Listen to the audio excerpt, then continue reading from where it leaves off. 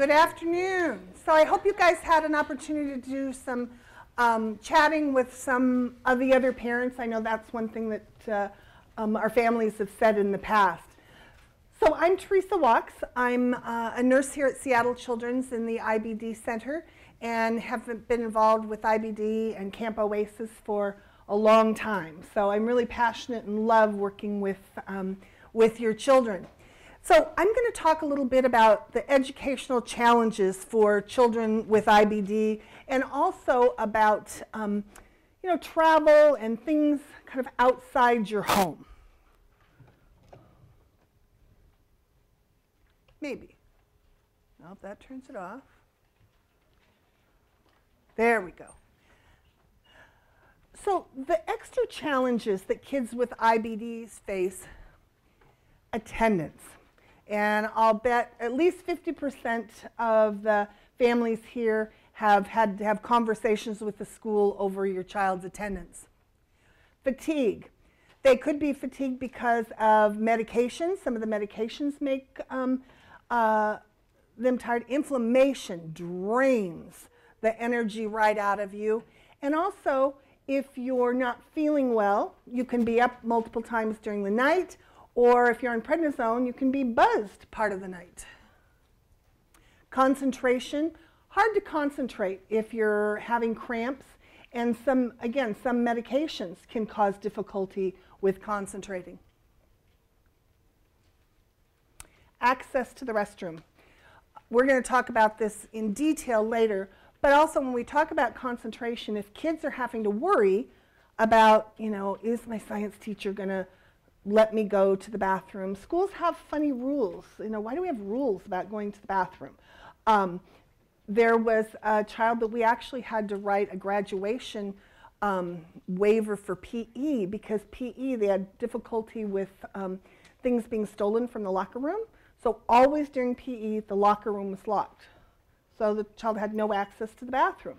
We couldn't work with that, but they would let us waive the requirement for graduation. So work with your providers, and we'll talk a lot about that this afternoon. Privacy. A lot of people, adults and kids, don't like to do their bathroom business in a public stall, especially if the kid next to you sits next to you in science class. So that can be a big issue. Medication side effects, like we talked about.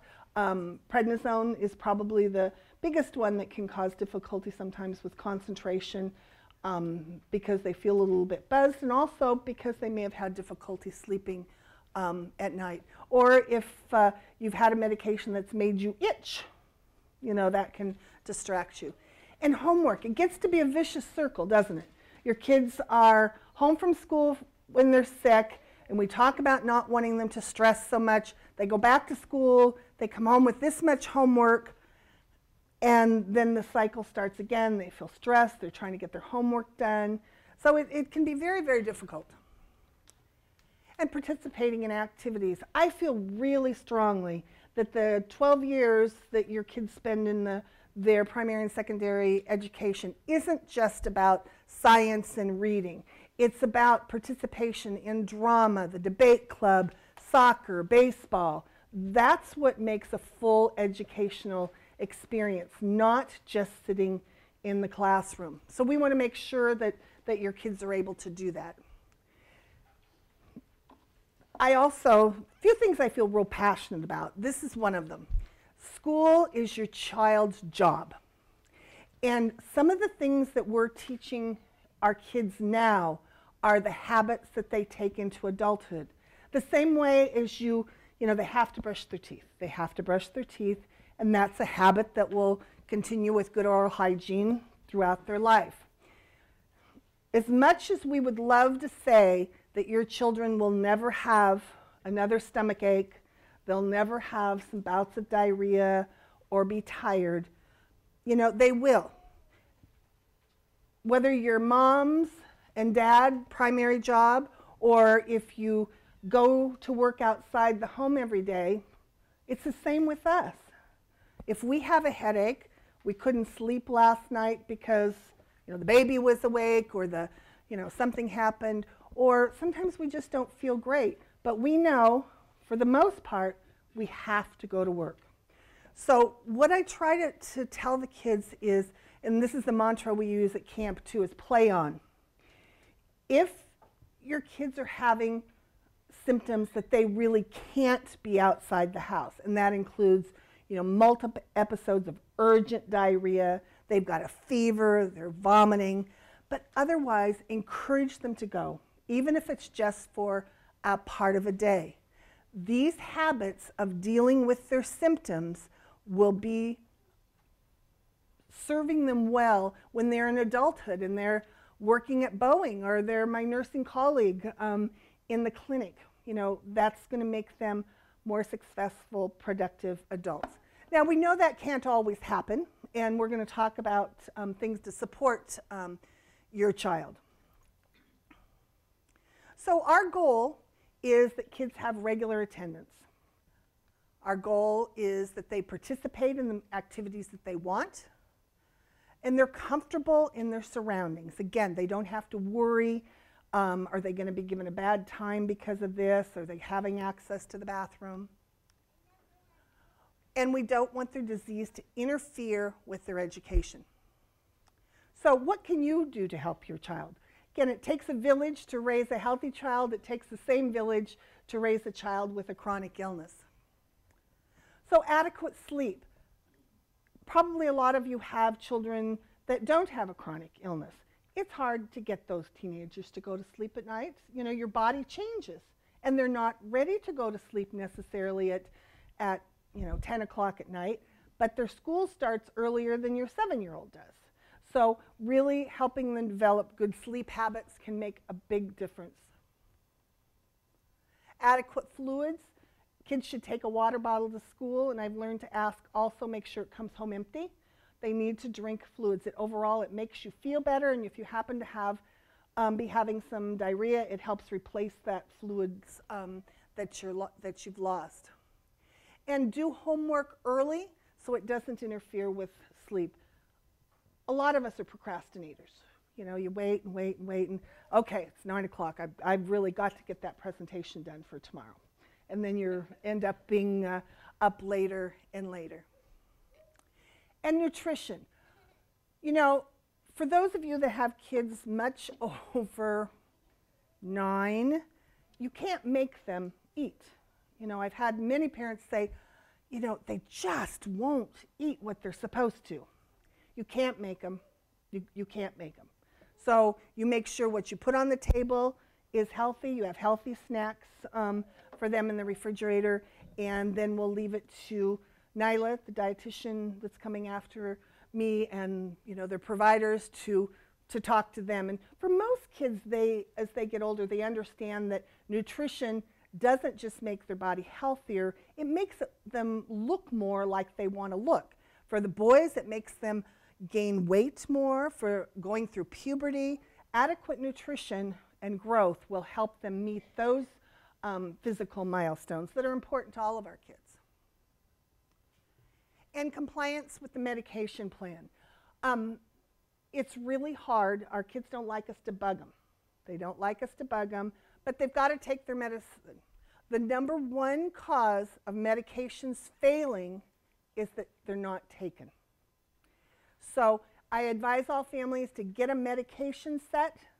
Either you or your child, you count out your pills, you put them in the week set, and then they need to be responsible for taking them. Now, does that mean you just ignore them? Of course not. But what it means is, and for some kids this means this is a good incentive. I won't bug you if I look in your pill box and see your pill is gone. So if you see it in there, then you have a right to bug them. You didn't take your morning pills. But if you just look and it's there, it's one less argument you need to have. And that's also helping your child to become independent with their disease. And we're encouraging that younger and younger rather than waiting till, oh my gosh, the kids are going off to college this fall and I'm still handing them their pills every morning. So we're trying to partner with you to encourage that happening earlier and earlier. Communication is essential. Communication with your child's gastroenterologist, communication with the school. Be organized, prepared, and be positive. And you want to document issues so you do have kind of a trail of what you've tried to do with this. You know, and when I talk about the communication, sometimes I'll get a call from a school, you know, and they'll send all the releases and things to talk, and they'll say, you know, this child's missed 43 days of school, and we haven't heard from the family in 6 months. So if your child is missing regular school, talk to your office, because obviously something needs to be done differently, either with their medical plan, with the support, something needs to be done differently. So, you know, call your GI office and let them help you. So working with the school. Set up a meeting, and I recommend this with everyone as soon as your child is diagnosed. Set up a meeting with the teacher, nurse, school counselor, whoever's your direct contact with the school. Explain your child's diagnosis. As you well know, this is a really hard disease for people to understand, because you'll say, well, you know, it involves inflammation and they have diarrhea, and people hear that and they think, well, I've had diarrhea before, so like, what's the big deal? So we really need to make sure that they understand what the disease is and why it's different from the bad sushi that they ate last week. Why is your child's condition different? Two of the things that are very helpful. One is CCFA has a pamphlet that you can either get from your GI doc's office, or you can go online, ccfa.org, and it's, do you have it right there? Yes. It's working with school personnel, and it outlines the disease and some of those things for them, so you're helping to educate. We're also really excited, as of midnight last night, on Children's Hospital YouTube site, and I didn't even know we had a YouTube site. I was looking at it on our regular website.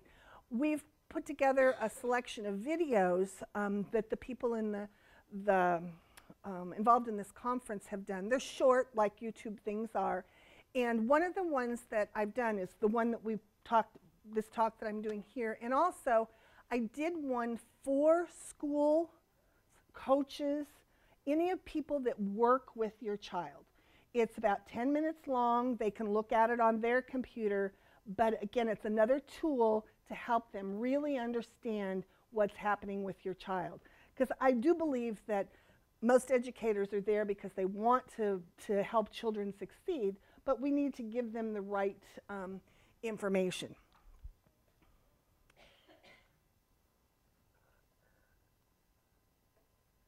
And again, if your child has multiple teachers, make sure that they have all this information. Don't just assume that it's going to be distributed you know, by the lead person. Just check, send an email to the teachers to make sure that they all understand what the plan is.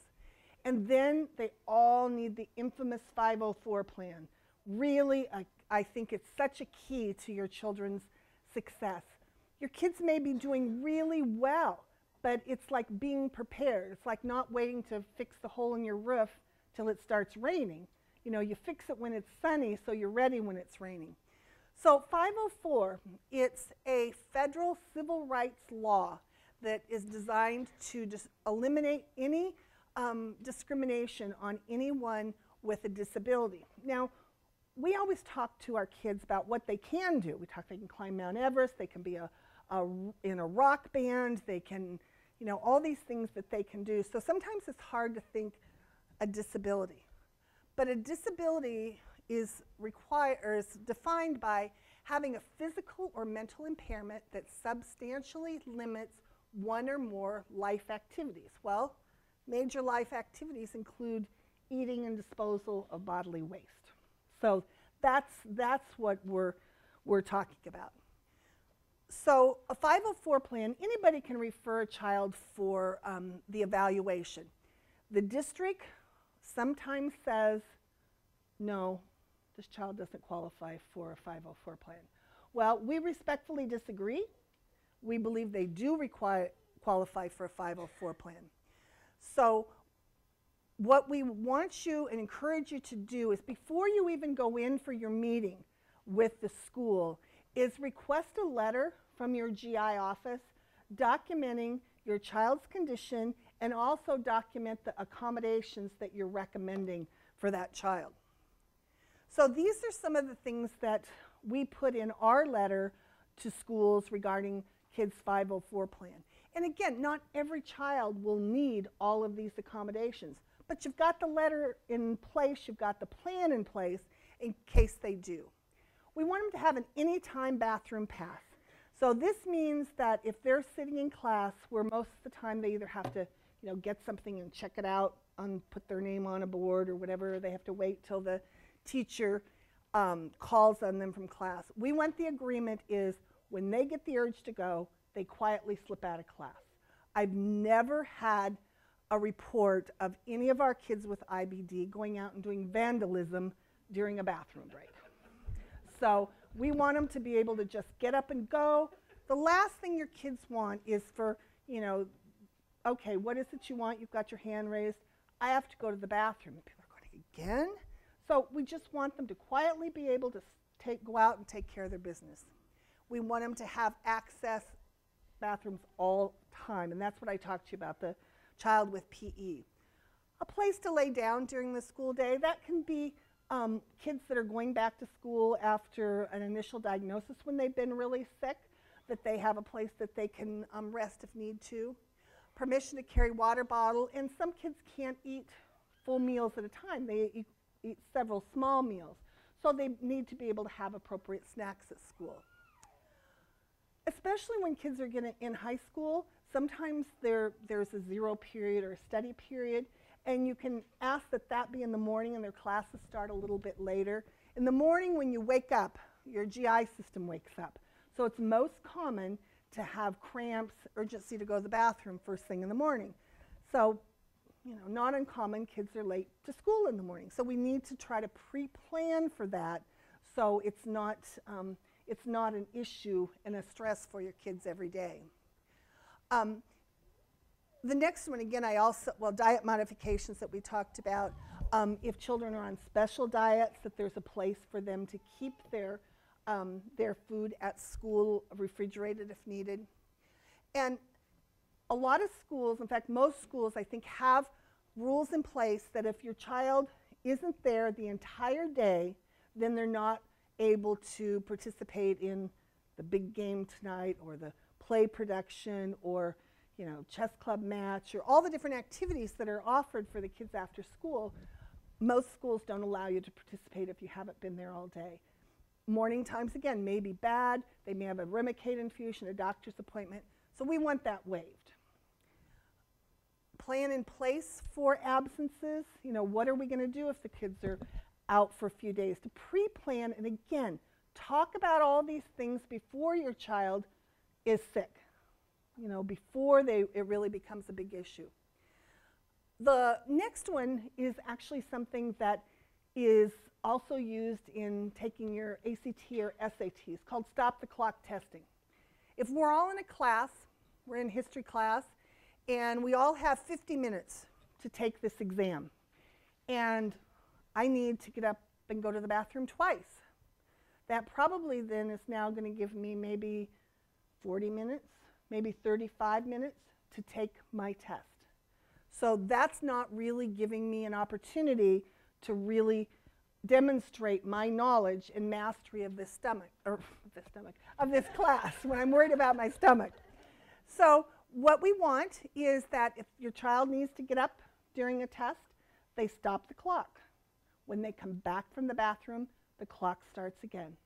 This is called leveling the playing field, and we talk about that a lot. And I talk about that with teachers who say, well, all these things aren't fair to my other students. And I say, life's not fair. It's not fair that these kids have IBD. They're not getting special privileges. They're getting accommodations to help them have the same opportunities as children that don't have IBD. Again, not penalized for tardiness or absence.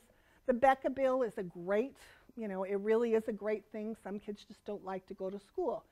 But when you've got a child that's really sick, we need to make sure that that's in place. So you don't feel stressed that somebody's going to knock on your door policeman's going to knock on your door, you're going to get a summons to court. Especially for younger kids, older kids can advocate a little bit for themselves. If they're going to go on a field trip, that some adult is designated to make sure that they can identify where the bathrooms are if they're going to go on a field trip to the zoo or the science center, that someone is going to help them. We never want to put them in a position of being embarrassed. And PE. One of the things we really need to educate folks on is that, look at the kids that I've got down there this morning. They all look great. These are all great-looking kids. Somebody could walk in and just think we're a community group just meeting with kids for any one of the programs Children's does. You can't tell from the outside how someone's feeling on the inside. So we want the kids to be able to self-determine their level of participation in PE. And there needs to be a plan in place. There needs to be different activities already thought out that they can do without being penalized, without things being called to attention. If they're doing racing and your child knows, whoa, can't be sprinting around today, then let them be the timer. But again, participation, but let them call the shots. Some schools don't allow children to carry cell phones. We want them to be able to use their cell phone as appropriate by the rules. I mean, we don't want your kids texting all their friends during class, but communicate, and we've talked about this from the beginning.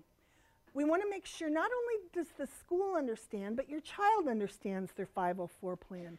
Because if they turn in a late assignment and the teacher says, oh, this is 2 days late, I won't accept it, they can remind them, my 504 plan says that I can do that. I know some families have even made copied little notes that the kid keeps in their backpack that they attach to late assignments that says, student on 504 plan, please note accommodations. So again, we just want to avoid any of those conversations that can be uncomfortable for the kids. But we do want to teach them to advocate for themselves. A communication log. This is helpful if you run up into barriers. So, you start making a log, and most of the things nothing will ever come up about them. But if you find over the course of a semester that these things keep happening, then when you elevate your concern to the next level, either the principal or whoever you're going to talk to at the school after you've tried to talk to the teachers or whoever you're dealing with, then you can say, I talked to them on this date, and this was what was response.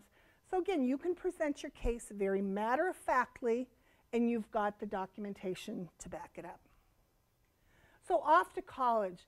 We're never more excited than when your kids come and tell us that they got accepted at a college. I love to send kids off to college. Mine have already gone, so now I have to help send yours off.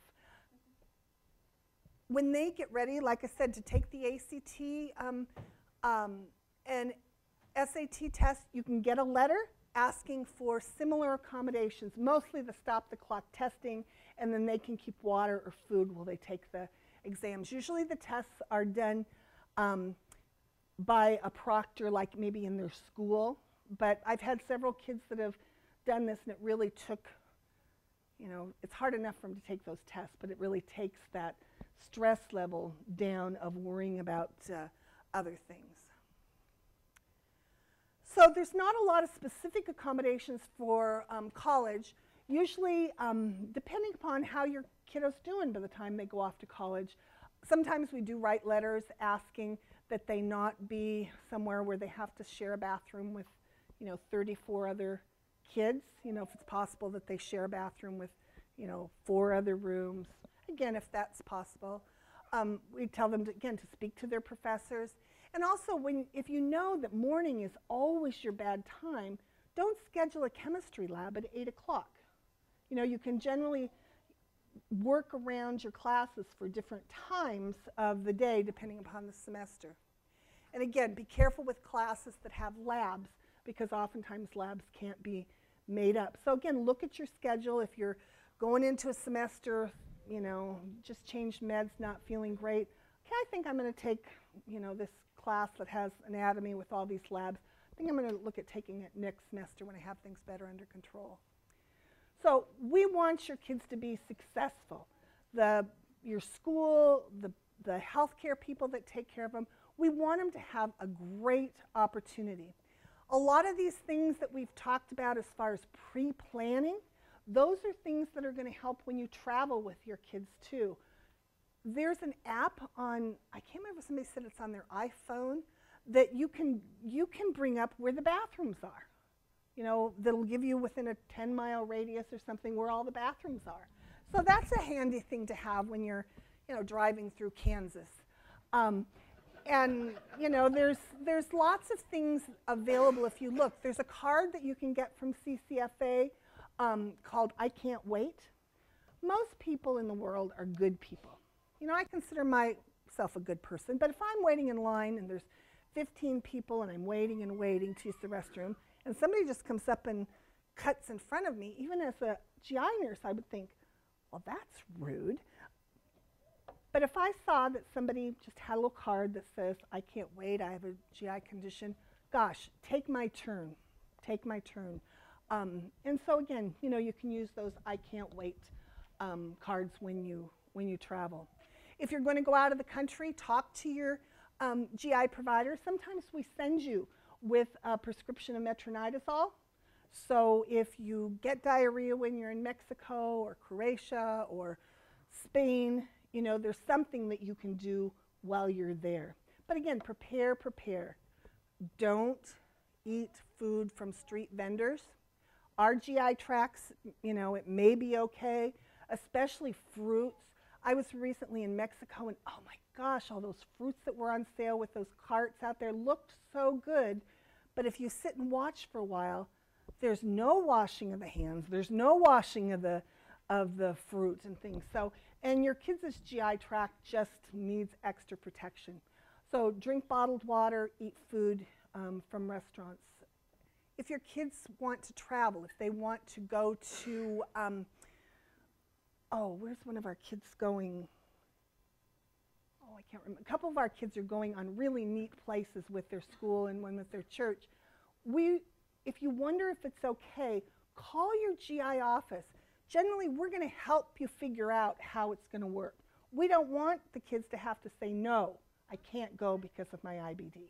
So that's really important. Let's figure out what we can do to make it so they can go. This is what we want your kids to experience. Although, like I said, from the outside, she looks great. She may be having bad IBD symptoms, but she was certainly happy for that picture. We want your kids to be strong physically, we want them to be strong emotionally, and we want them to have the same educational, travel experiences that any other child would have. We just need to plan ahead and, you know, work to make everybody understand what needs to be done to make your kids happy, to make them healthy, and make them have the same opportunities. Again, kids will do great. That's why I work with pediatrics. They're much better than us. Adults, we're kind of whiny, you know. Kids really are terrific. So again, all they really need is a helping hand. So that's what we're going to give them. Oh, thank you. Okay, so there's my next partner in crime here.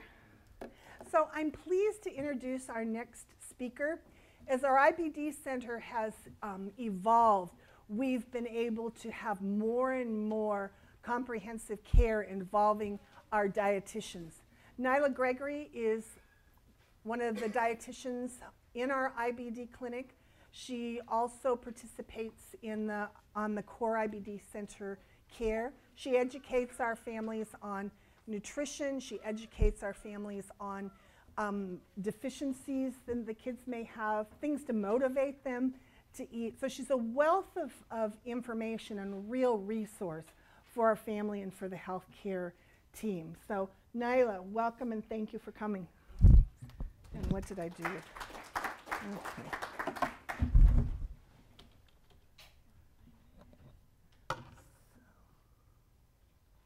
Oh, I'm sorry. I just want to show you one thing. Where did? Can we go back on? These were the videos that are up on the children's YouTube. This is one that Dr. Wabe did, and like I said, we have about 9 of them. So check them out when you get home. Tell your kids to go on YouTube. They'll be surprised to tell you to go when you tell them to go on YouTube. Nila, where are we at? Nutrition. That's nope. I don't know. I didn't name it that, but I saw that and I was like, oh. Nope. Okay.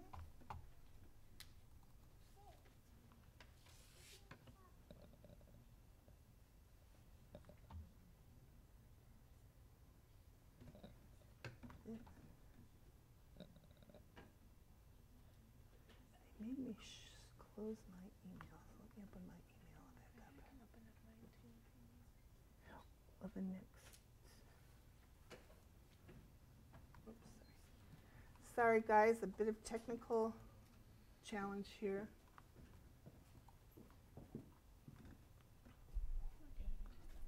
So I want to open. It was open in PowerPoint. Well, I did open PowerPoint, but we didn't see hers. You just go into PowerPoint at the bottom, minimize, and then go to yeah, click that one.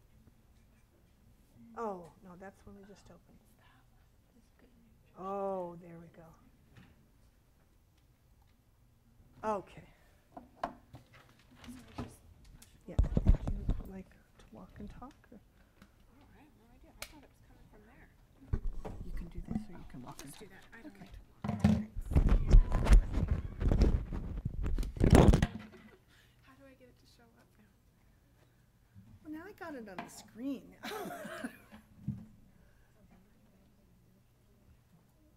Oops. Is it something up here? Where's our fellow in the back that has our...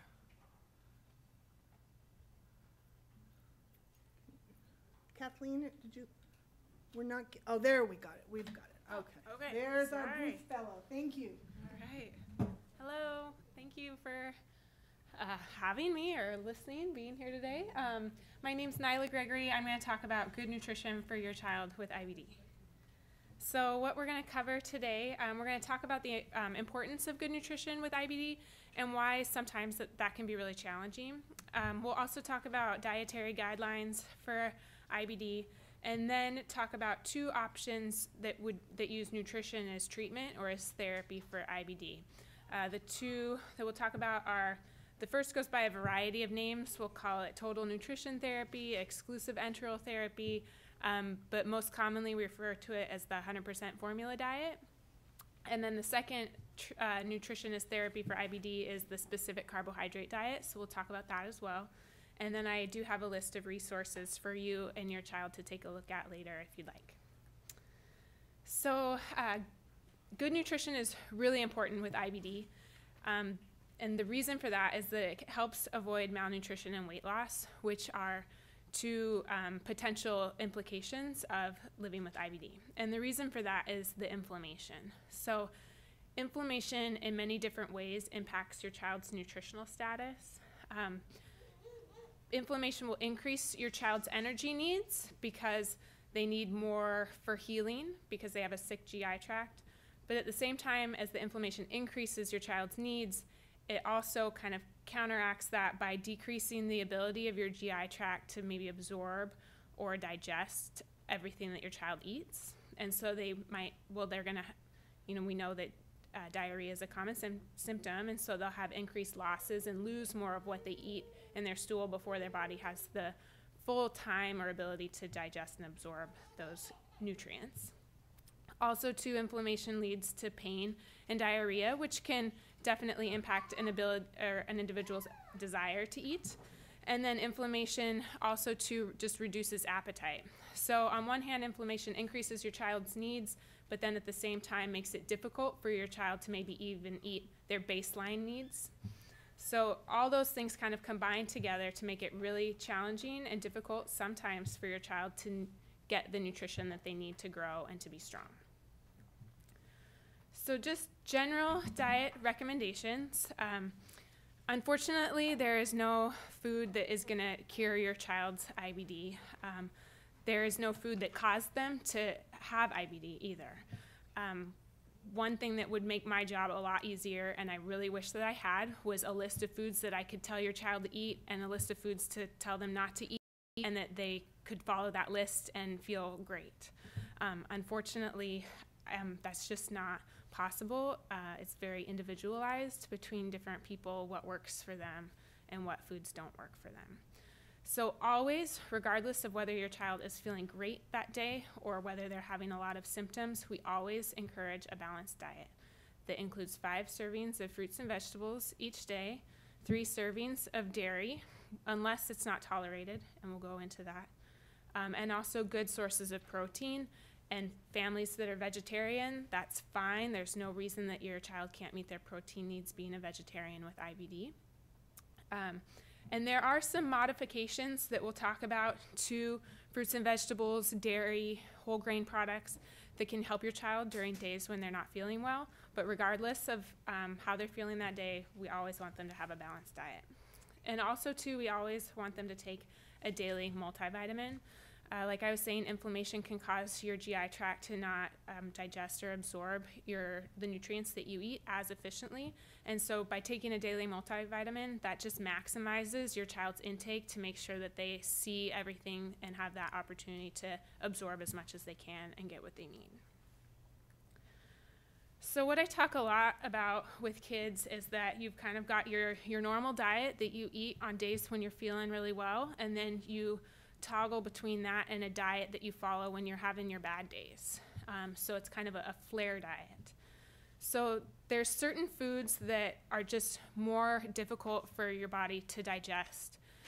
And so when you have a lot of inflammation going on and your digestive tract isn't functioning 100%, by putting foods into your system that are hard to digest, that might just naturally therefore lead to worse symptoms. So fat, sugar, and fiber tend to be pretty key nutrients or parts of our diet that are more difficult to digest. And so by eating a diet high in these things, when you have a lot of inflammation, it can worsen diarrhea, cramping, and gas. So I talk a lot about decreasing extra fat in the diet when you're having your bad days. Don't go out with your buds to fast food restaurants on that day and have fish and chips or a really heavy, greasy hamburger. That is going to cause you to have worse cramping and worse gas and diarrhea. So avoiding those foods on your bad days. Also, too, decreasing excess sugar, and that can be even just sugar that's naturally found in our diet in fruits and juices, but also, too, in sweetened beverages and desserts. Another form of sugar that a lot of people don't realize is a sugar called lactose that's in dairy products. And when you're inflamed, your GI tract sometimes just doesn't do as good of a job in digesting that sugar out of your dairy products. So what I talk to a lot, if kids notice that they're having worsening symptoms with dairy consumption, is to try a lactose-free dairy product first and see if that helps reduce your symptoms. If it does, great. Then you just know on your bad days you need to go with a lactose-free milk. Maybe take those little Lactaid pills when you eat ice cream or cheese or something like that. If you try a lactose-free dairy product and that doesn't really seem to help, then you might try going all the way and removing dairy completely from your diet and see if then that helps improve your symptoms. So there's going to be variability between individuals, what makes them feel the best. And lastly, to avoid high fiber foods on your bad days when you're having symptoms. So fiber functions in our diet to add bulk to our stool. Fiber, by definition, is an undigested part of what we eat. And so if you're already having 6, 7, 8 bowel movements a day, increasing the volume of your stool output isn't really what you want to do. So by avoiding high fiber foods like whole grains, nuts, seeds, and even some fresh fruits and vegetables, usually the skins or the peels are where a lot of the fiber is found, or in the seeds, that can help kind of to manage the symptoms on your bad days. That being said, I always tell kids I am not giving you free rein to never eat your whole grains and your fruits and vegetables like your parents want to. This is just a temporary modification on your bad days, and then I want you to incorporate back those whole grain bread products or pastas and rices, and incorporate back more of a variety of fruits and vegetables into their diet. It's just modifying them to be maybe more canned fruits and vegetables, peeling the skins off, maybe avoiding certain berries on bad days or during a flare. Like I was saying before, foods that aggravate certain individuals, it really varies person to person. And so it's kind of a lot of trial and error. Kids kind of need to see what works for them. What works for them one day maybe might not work for them another day, because the inflammation is different in their bodies on different days or throughout the flare. So there's a lot of variability and a lot of trial and error. I don't want a child who's in the middle of a flare to notice that they have a symptom with, food A, and then to just completely remove that food from their diet forever on, because over time, if they avoid every food that ever causes them gas or abdominal pain, their diet's going to become very narrow and not include a wide variety of foods, and that's not going to help them get the calories and the nutrients that they need to grow and be strong and healthy. I also talk a lot about small, frequent meals. You're inflamed, your digestive tract isn't working well, so eating 2 or 3 huge meals in a day is probably not going to be as tolerated as if they broke those large meals up into smaller, more frequent meals and didn't overwhelm that sick GI tract with a lot of food coming in all at once. Also, too, drinking lots of fluids. I know Teresa talked about that, especially water, because the sweetened beverages might make it a little bit worse. But you're not feeling well during a flare, you get dehydrated on top of that flare, you're going to feel even worse. So it's really important when you're having a lot of diarrhea and not feeling well to drink a lot of water. And then be sure to take your multivitamin every day still, whether you're feeling well or not feeling well. When your child is on steroids, I do always recommend a calcium and a vitamin D supplementation while they're on steroids, because steroids can be kind of hard on kids' bones, and so just taking that calcium and vitamin D can help, and that can be something that I can talk to you about kind of individually what your child needs to meet their recommendations based on the dairy that's included in their diet or not. And then also, I put an iron supplement is something that's commonly seen in kids with IBD, but I did write down it may be necessary if your child's anemic, not necessarily always if your child is anemic. There are various reasons why a child with IBD may be anemic, and so sometimes supplements are indicated, sometimes not. So that's a discussion that we always have as a team. So now we'll kind of switch into the nutrition treatment options. So the first one that we'll talk about is the formula diet. So what the formula diet is it's where 100% of your child's energy and nutrient needs are met with a commercial formula like Boost Plus or Pediatric peptide. These are just 2 options that we have in clinic, but there are a variety of nutritionally complete kind of formulas or shakes, drinks, whatever you want to call them, that are out there. So we figure out or estimate kind of how many calories and how many cans that we think your child should drink each day to either maintain their weight or gain weight, depending on what they need. So during this time that they're on this treatment, there's no food. They get all their energy and calories, everything that they need from the formula, and then they can have water on top of that.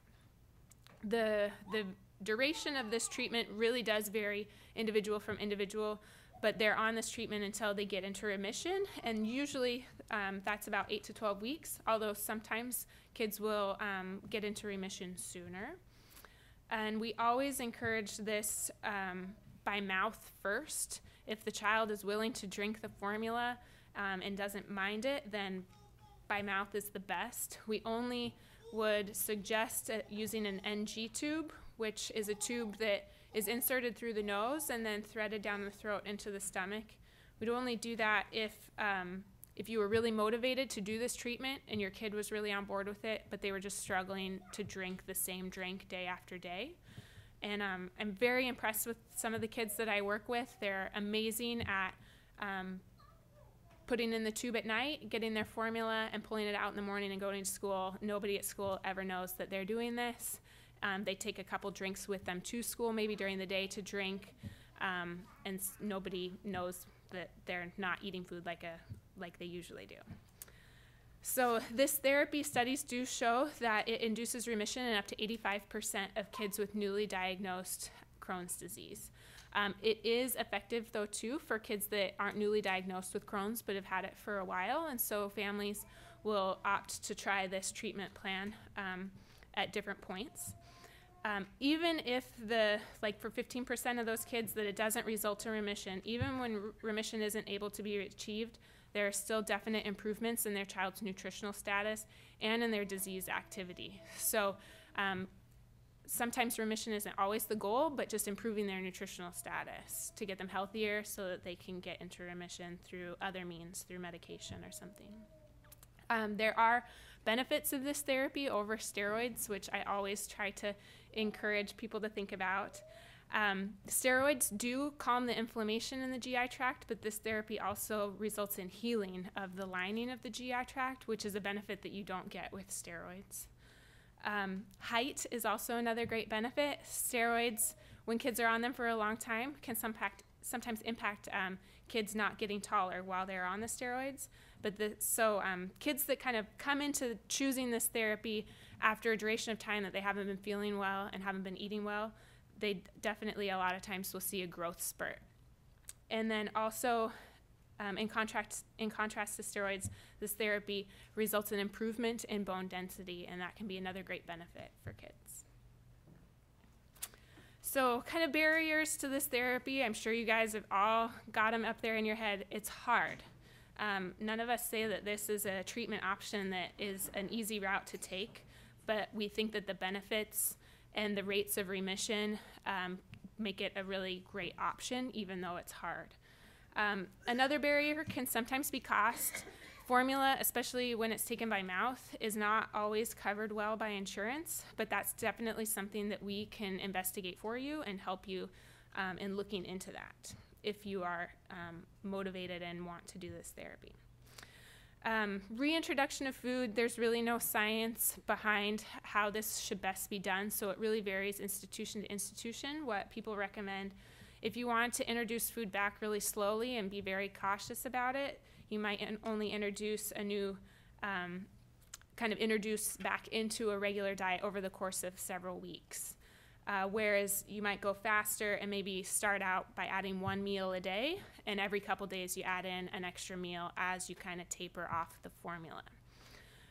Studies have also shown too that kids that get into remission with this treatment, with the formula, that once they introduce food back into their diet, if they're able to continue to drink some of the drinks, maybe 2 or 3 cans a day as a supplement to the food that they eat, that they actually can stay in remission longer than if they went from 100% formula back to 100% food. So it can kind of help prolong their rates or their duration of remission. The second nutrition therapy that I'll talk about is the specific carbohydrate diet. This is a diet that some of the families here are choosing to follow. Unfortunately, there's no studies that really look at this diet or have 2 groups of people, one group that follows the diet and one group that doesn't follow the diet, and compares how each group does. Most of the evidence is just patient report, families or individuals with IBD that have tried it and have maybe had success or kind of out there kind of promoting it as being a good option. The diet is grain-free, lactose-free. It does include some dairy products, but not a big variety. Sugar-free and kind of additive, preservative-free.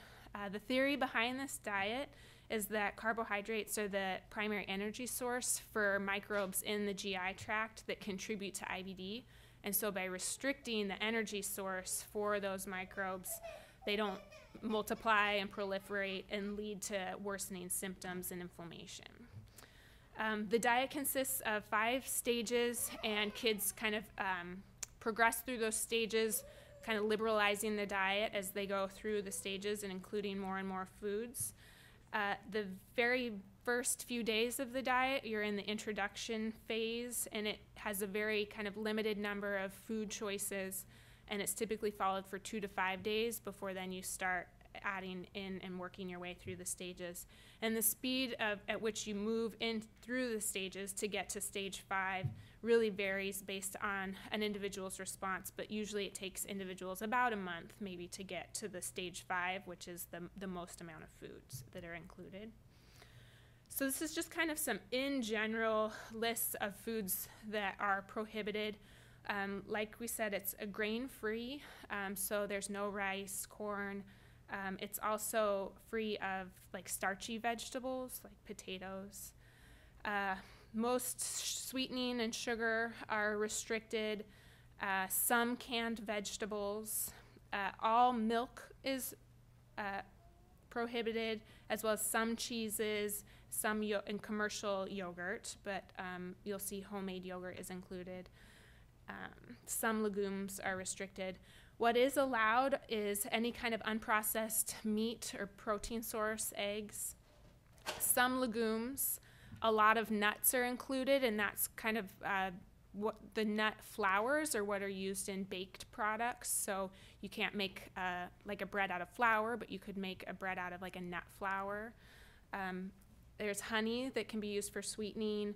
Most fresh frozen fruits, vegetables are allowed. And so you can kind of get a feel. This isn't a complete list. The diet is very specific, but this just kind of gives you a general idea. The pros of the diet are that definitely some families and individuals have tried the diet and they've had a lot of success. They've gotten improvement in their symptoms and maybe too in their inflammatory lab work or their inflammatory markers. Another pro that people really like, especially compared to the formula treatment, is that it includes whole foods into the diet rather than the formula. But there are some cons as well to the diet. It's just, I would say it's hard too, just like the formula treatment option. There's a lot of time that's required for meal planning and preparation, shopping. You really can't eat out on this diet, so you're having to kind of plan ahead and prepare for outings and social events. There's a cost that's associated with the food as well. And changes in kind of some of the social aspects around food can be challenging for some kids and some families. It just really varies. For some, it can be challenging to meet calorie and protein intake on such a limited diet, but I really think that too is variable. There is plenty of food options to meet calorie needs and protein needs on this diet, but I think definitely parents who have kids that are maybe more set in their eating ways or maybe more of like a picky eater might struggle to meet calorie and protein needs if they don't like a lot of the foods that are kind of staples of the diet.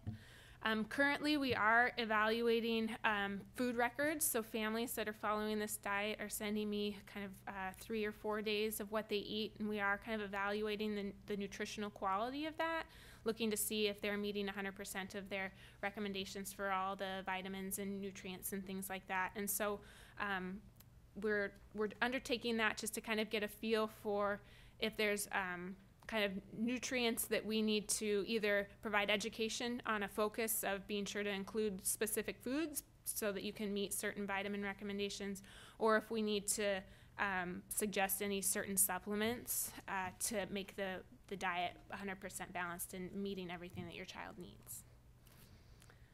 And then I've got just kind of a list of some resources here. Some of them you might already be familiar with like the gikids.org website or the IB Determined website. If you haven't checked them out, they're very good and have a lot of information, not just about nutrition and IBD, but IBD in general.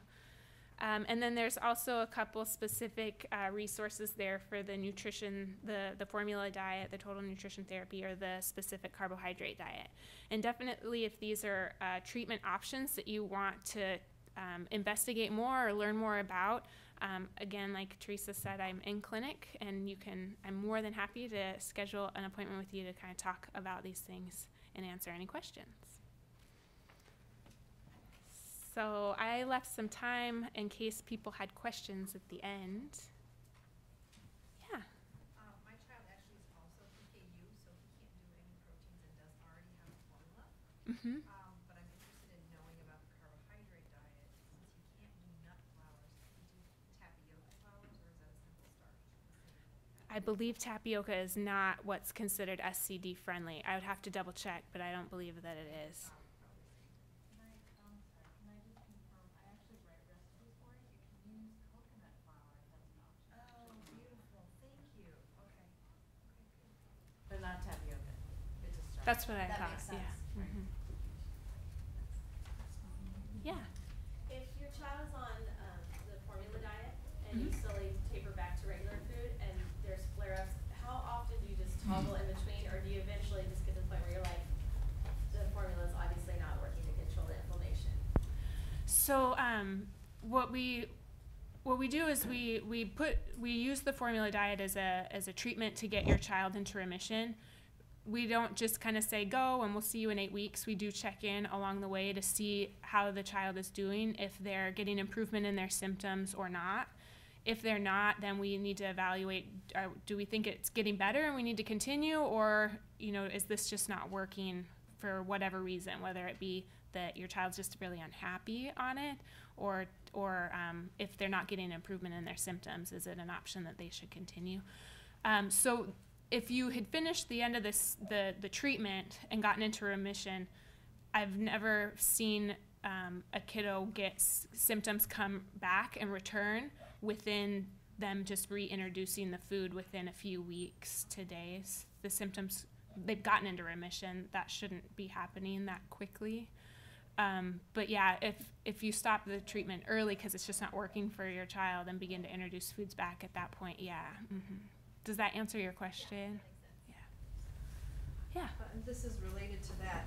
Is all food removed from the formula only diet just because the roughage on the system is too much, or what's the theory behind no other foods? Yeah, that's a good question, and we really don't know the answer to that. There's a lot of different theories. I don't know, maybe Dr. Suskind too can, I think, speak to some of the theories, but we don't know for sure why removing all the food from the diet works. There's thoughts that because they're 100% of their diet is met with this commercial product, that's a sterile product with no kind of antigens, and that there's the theory that by kind of freeing their diet of those antigens, it gives their GI tract kind of time to heal. Maybe theories too about their GI tract just seeing the same stuff over and over, like the balance and the makeup of that formula is the same every day for those 6 to 12 weeks, whereas when you eat food there's a lot of variability in what you're eating. So there's different theories about that, but the theories all stem around that formula diet changing the bacterial makeup of your GI tract in a way that helps calm the inflammation and heal it. We're not really sure exactly what the mechanism is. And I'll reiterate, we don't know, but it is amazing how well it does work. And it's also amazing how well it heals the bowel. So sometimes the medications we use, and the treatments we use, really improve the symptoms significantly. But the bowels actually stay inflamed. And there's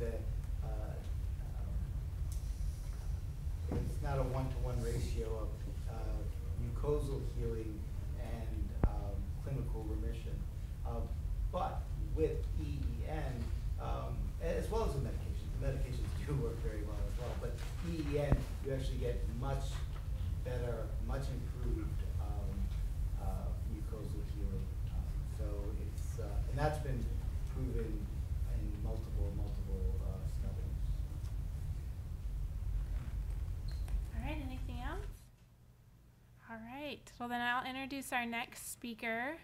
Dr. David Suskind's the next speaker, and he, together with Dr. Wabe, are the GI IBD guru doctors here in clinic.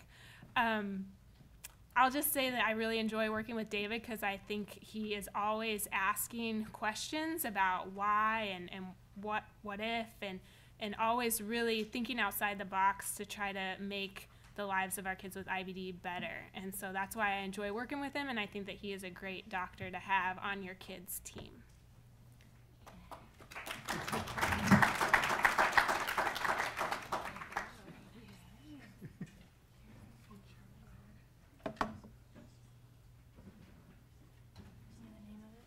Oh, you know what?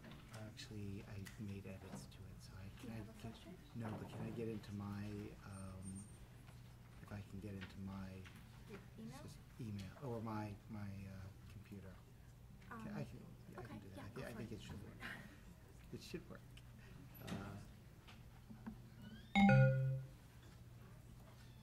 Okay. I apologize. I made some edits to my talk, and so I have to switch over to my computer.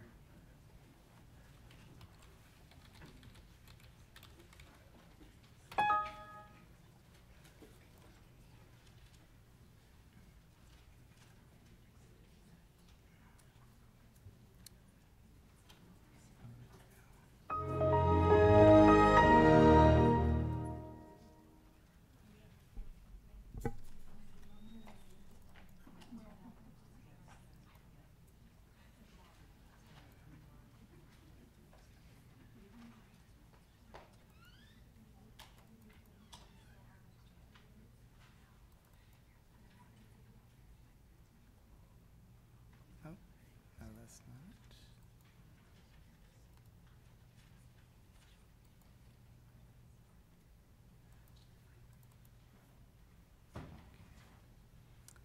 So I'm going to be talking on a subject that actually I hold very dear because it's an area which I think is going to have significant. I'm going to put this on.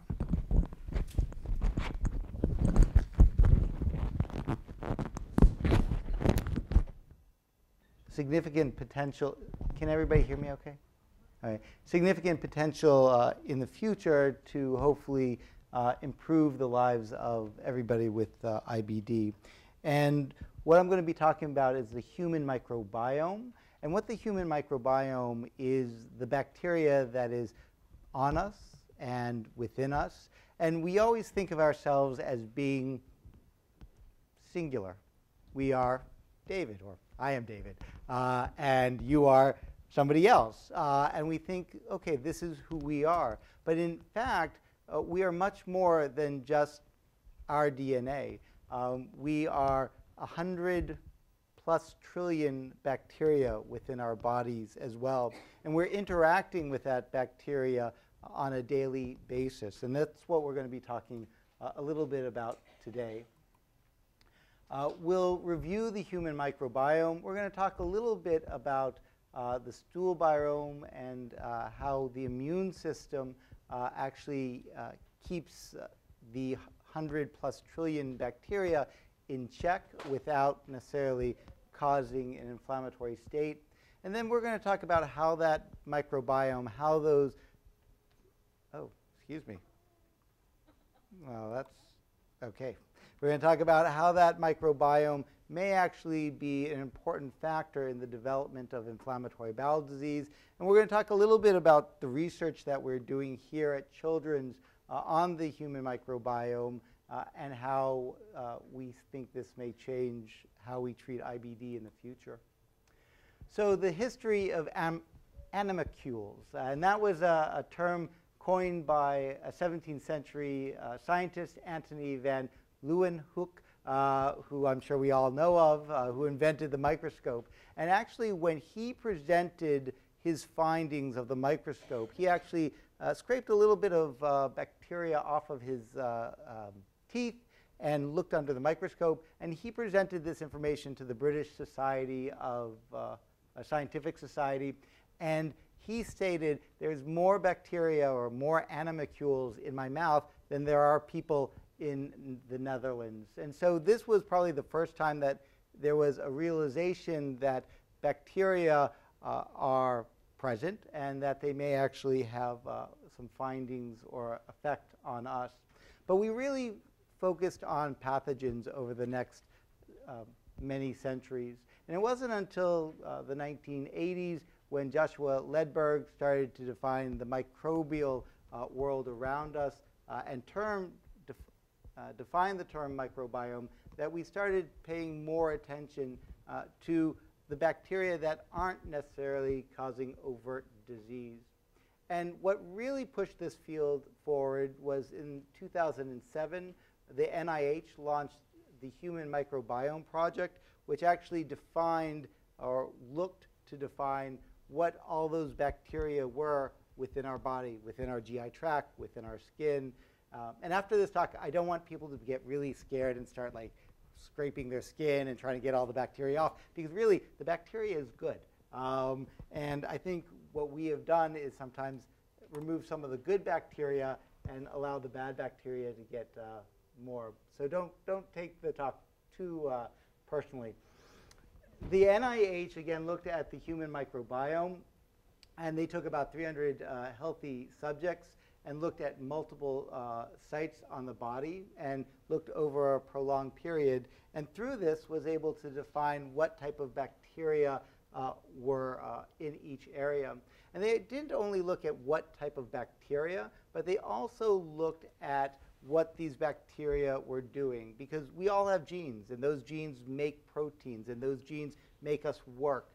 And each gene has a different function. Some are really important in inflammation. Some are important in just regular homeostasis, making sure that we are able to do the daily things that we do. And the same thing is true for the bacteria. And so not only can we identify the different bacteria, but we can also say what they're doing. And even though the data that we get from the NIH Microbiome Project is immense, I think a picture is worth 1,000 words. And we look at these pictures and we see, wow, these are all bacteria. This is what makes up the human microbiome. It's diverse. It's, in this case, multicolored. But it is doing a lot of different things within our bodies. And this is a microscopic, this is smaller than a pinpoint area. And we have so much bacteria all around us. And it's good. I'll repeat that. It's good.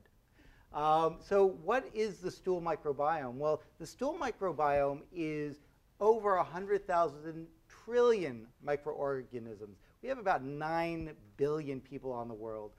So this outdoes the number of human beings by many, many, many fold. It outnumbers the human cells in our body by a factor of 10. And these the human gut has around 3 pounds of bacteria. These are all good Jeopardy questions as well. And the collective genome encodes about 3 million different genes. And that's about 100 times more than we do. So we don't necessarily always think about these bacteria, but they are there, and they've actually evolved with us. So the bacteria that has decided to take niche or live within our bodies have evolved over the last thousands of years as we have evolved to their environment. So who are they and what are they doing? Well, who they are varies. They're plastic, meaning that they change, and they're personalized. So everybody's microbiome is a little bit different. And what are they doing? Well, they're adapting to their environment, us, our bodies, on the outside and within. And again, we don't always have the microbiome on us. We actually, when we're born, are sterile, or within mother, we're sterile. And as we come out, we're exposed to bacteria from mom and from our environment, and we get colonized. And it's during that first year of life that the microbiome starts developing into what we have later on in life as an adult. And we have greater than 1,000 different species of bacteria, greater than 12 divisions of bacteria within our bowels. And we might say, wow, that's a big number, greater than 1,000. But when you look at soil samples, if anybody wants to look at soil samples, you'll note that this is actually very, very, very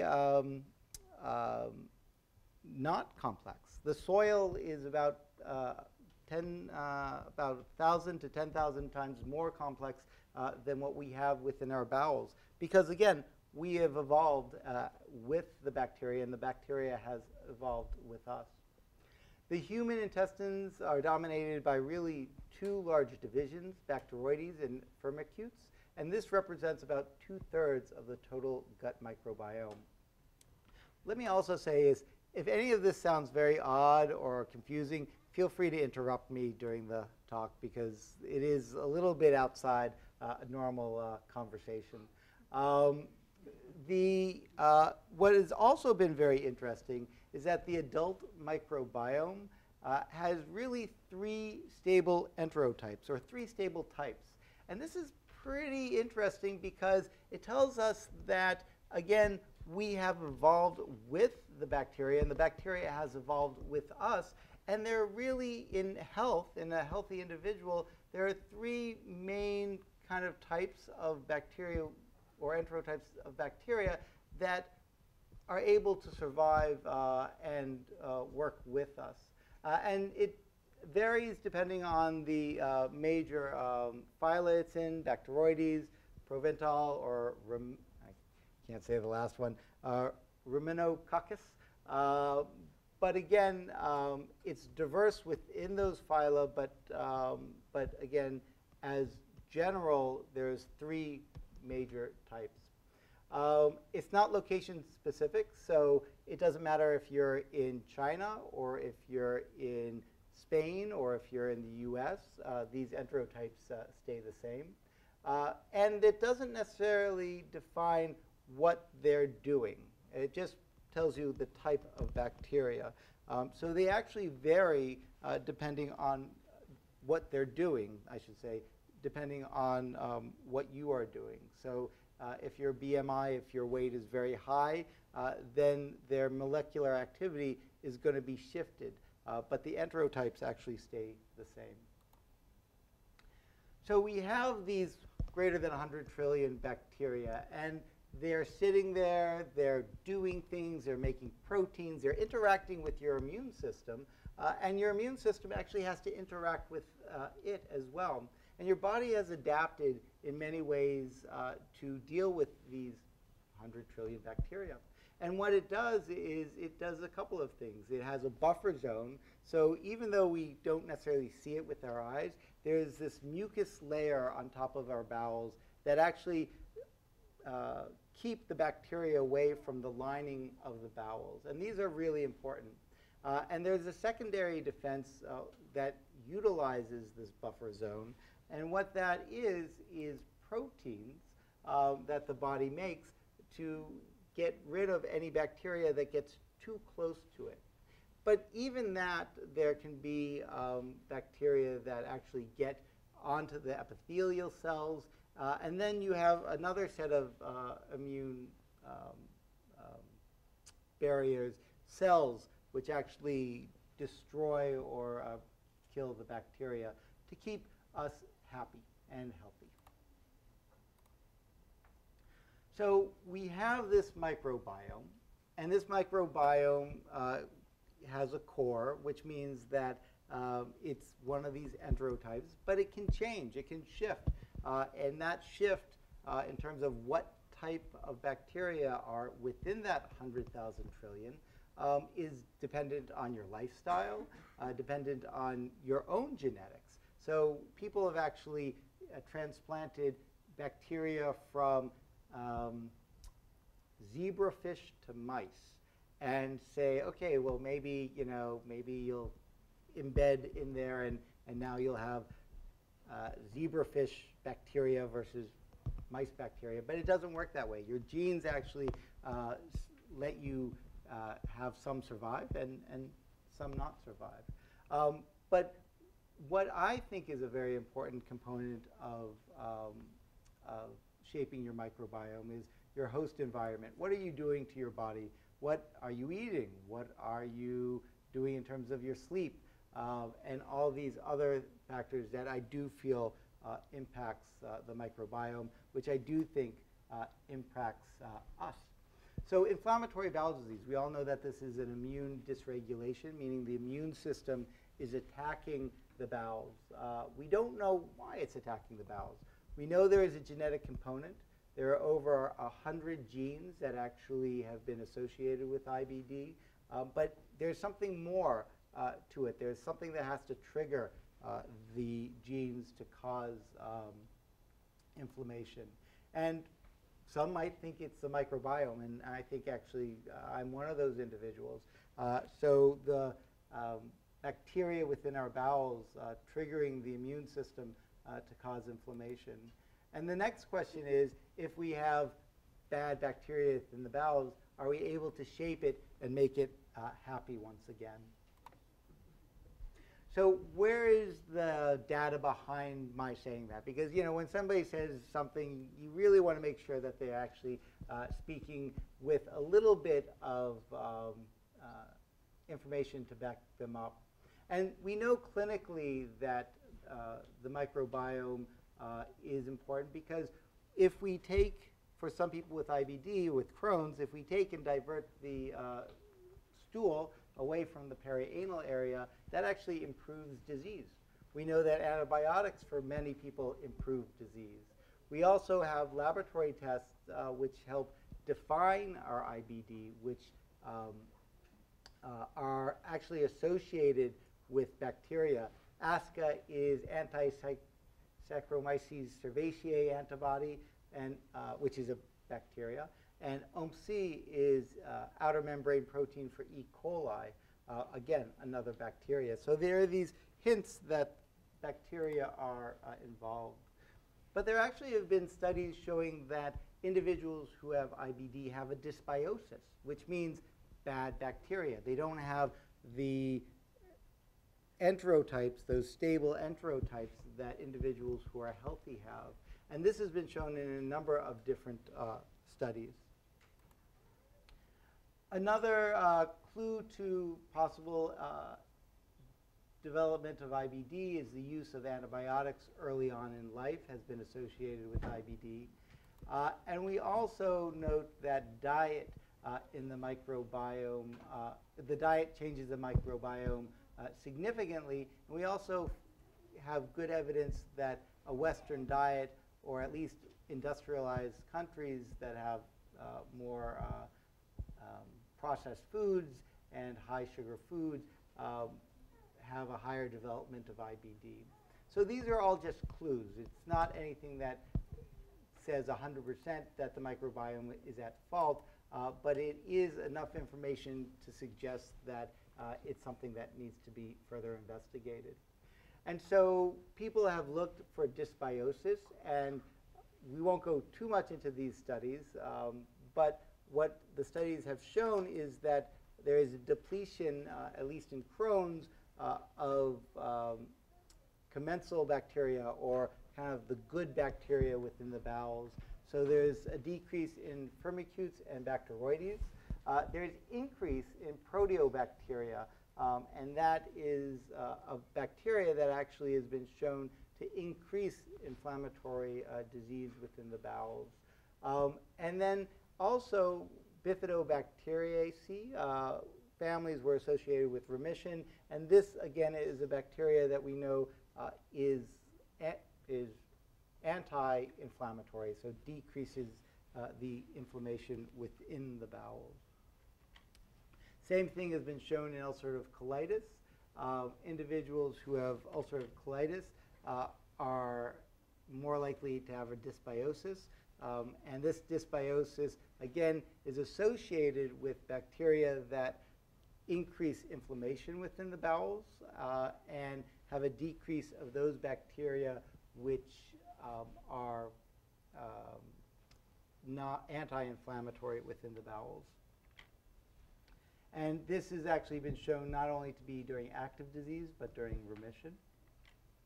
So the question is, if the stool microbiome is so important, can we modulate it? Can we manipulate it to decrease the inflammation within the bowels? And we do. We use probiotics. And the studies on probiotics have been some positive, some not as positive, but they are definitely something that we use. Antibiotics to kill off bad bacteria. But again, antibiotics aren't specific always, and they can't necessarily always just focus on the bad bacteria. They take some of the good bacteria too, and so it's a double-edged sword. Diet definitely can have an effect. And then prebiotics, we don't have too much data. But what interests me is the possibility of fecal microbial transplant. And this is something that we are actually looking into. But before we talk about that, let's talk a little bit about the history of FMT, or fecal microbial transplant. This has been something that has been around for a long time. This is actually the first study that really caught my interest in this area. It was a 2-year-old girl who had C. diff. And FMT works really, really well for C. diff, which is a type of bacteria infection within the bowels. This girl had been tried on very appropriate, very good medication, but always had a recurrence of the C. diff once the medications were stopped. And so finally, after an 8-month ordeal, they did FMT, or fecal microbial transplant. And within 36 hours, the abdominal symptoms, diarrhea, resolved and did not reoccur during the next 6 months of monitoring. And I know George Russell. He actually did residency with me. He's a great guy, and I actually saw him 2 weeks ago. And I said, how is that young lady doing? He hasn't seen him again. So that means, I'm guessing, very well. And there are lots of bigger studies outside of that one case report, and this is actually out of the New England Journal of Medicine. And this study showed that there was a significant improvement, over 90% in individuals who were transplanted, as opposed to standard therapy, where there was about a 30% clinical remission. So that brings us back to our question. If we have a treatment, the FMT, and if we have IBD, which we think may be caused by dysbiosis, can we modulate that? And I have 5 minutes to go through this, so I'll go through this quickly. So we actually are doing a study here, fecal microbial transplant in IBD, and we've gone through all the appropriate channels. It actually took about a year to a year and a half to get all the OKs and permissions to do this.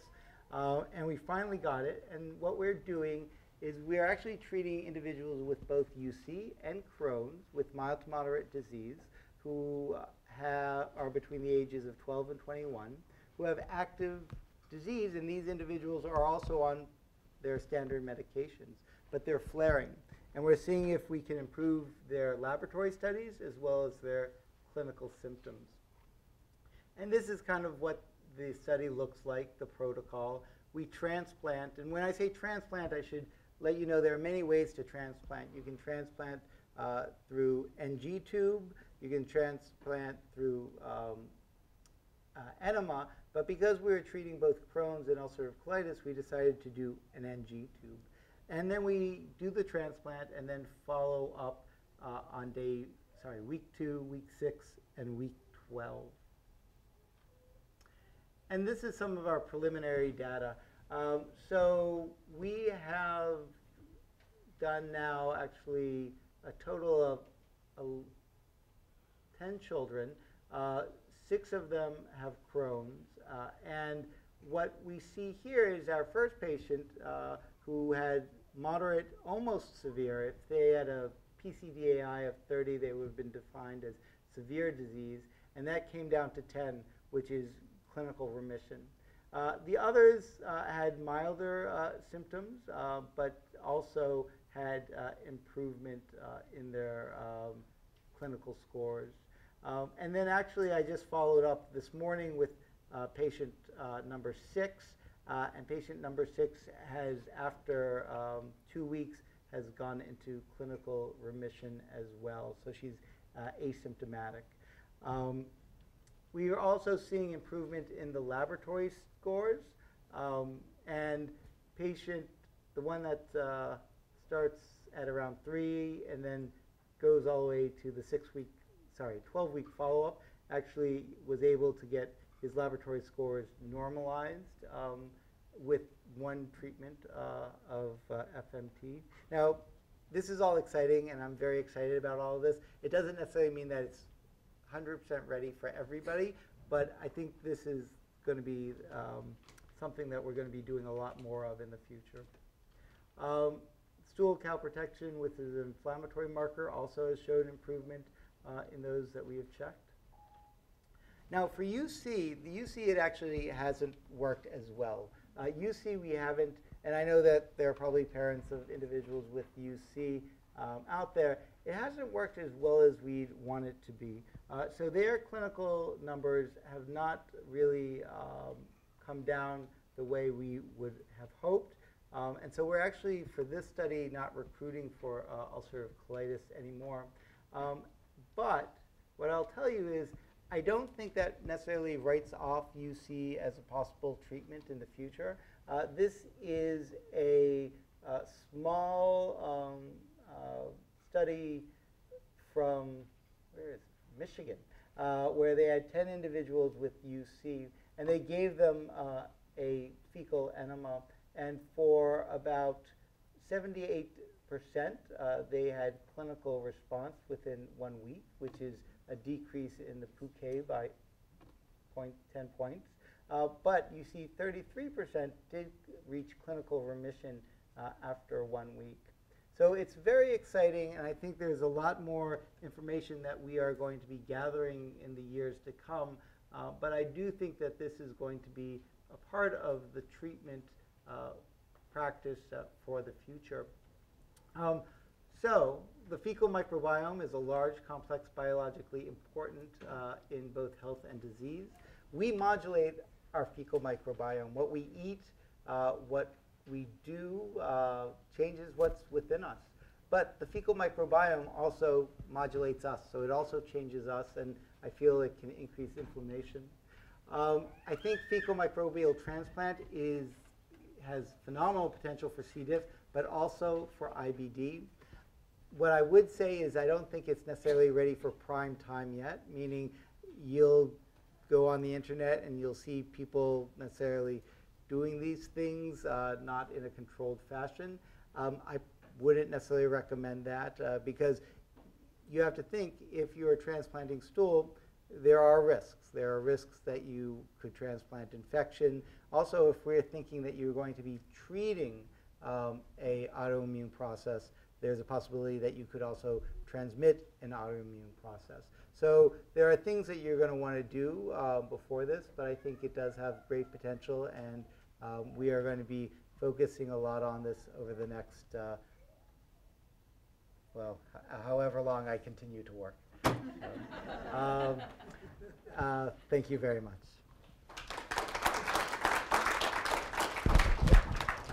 Any questions? Do you foresee it in the future where if somebody comes in with Crohn's that they'll just do this initially instead? I hope so. So again, you know, and you have to know that this is a part of my research. This is something that I feel very strongly in. So I may not be as unbiased as others, but the response that we've seen has been very positive. And this is the first study. This is the first time anybody has done this for Crohn's. And we have to see what the right dosage is, what the right duration or how often you may need to retreat. And so that's actually going to be part of our second study. So we're already in the phase of developing our second study, which will try to answer some of those questions. But yes, I have great hope that this will be a part of standard care in the future. What about a child with an IgA immunodeficiency? Would you be concerned about introducing bacteria that they might react to, and then would you also be concerned about them eventually returning to their own flora? It's a good question.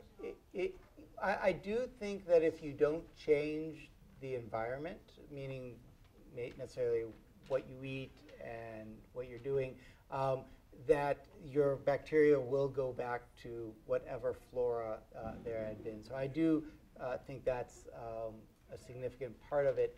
In terms of the IgA deficiency, I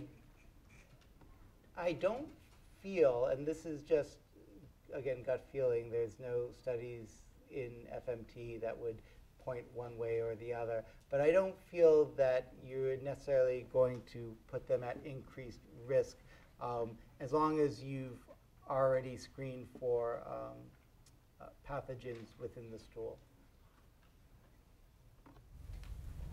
Thank you.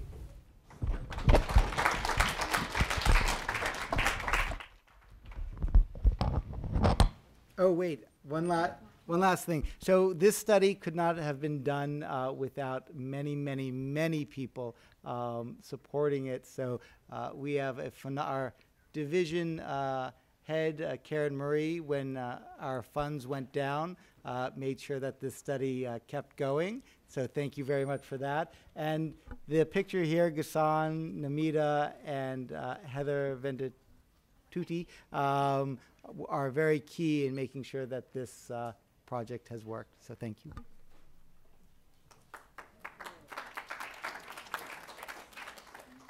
Thank you so much, Dr. Suskind.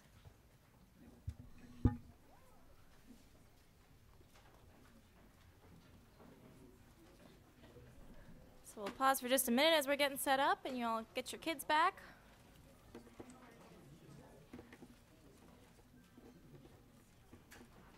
Elspeth and Fiona and Jacob, do you want to come down front and sit?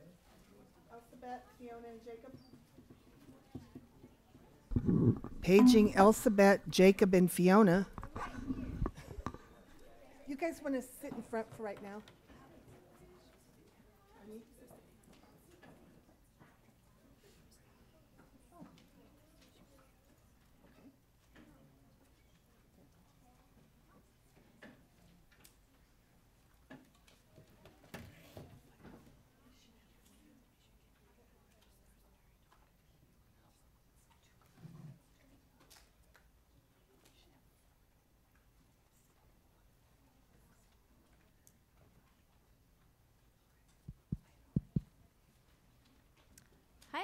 Hello everyone. Is it working? Is it working? Test 1, 2, 1, 2. Yeah, sort of. It is not working. There you go. Can you hear me now? Yeah. Okay. My name is Kathleen Newbould. If you missed the beginning, I'm the Education and Support Manager for CCFA. And today, with my friend Teresa Wachs here, we're going to tell you a little bit more about Camp Oasis and some other CCFA activities for children. That's you! So, Camp Oasis. It is a place where kids can be kids. It is just for kids with ulcerative colitis or Crohn's disease. They can make friends, they hear stories. The focus is on having fun and just being a regular kid. The focus is not on having a disease. It's on having a good time and being among people who are like you and have been through similar things. So it's the last week in June each year. This year it is June 23rd to the 29th. And we go to YMCA Camp Coleman, where they help us. That's you, yeah, you're up there. Where each year they give us 1 week where we partner with YMCA, and the rest of the summer they have other camps there. So it's a regular camp. We have awesome activities there, and it's just, as a bunch of kids in here can attest, it's a really cool site. There's the ocean, there's also the sound, there's also a lake, there's a climbing wall, there's archery, there's all kinds of cool stuff. A vertical playpen, that's right. And it's in Long Branch, Washington, which is about an hour and a half from Seattle on the Olympic Peninsula. This is just for kids with Crohn's disease and ulcerative colitis, so you know that everybody else there has the same kind of disease, and they've been through similar things. And it is for kids entering grades 2 through 10 as campers, and then our great kids going into grades 11 and 12 are in our Leaders in Training program, where they can do leadership building exercises and also lead some activities for the younger campers and serve as role models for them. And in each cabin, there's a couple of volunteer cabin counselors who are adults who also have Crohn's or colitis, and can be there to also serve as role models and show them, hey, I'm an adult and I have a husband and a job and kids, or I'm in college, and you can get here too. This disease doesn't define you. Anything to add? Is it on? Didn't sound like it. Well, I can project, so it's good. I can project too. So I have seen such incredible things happen when kids come to camp.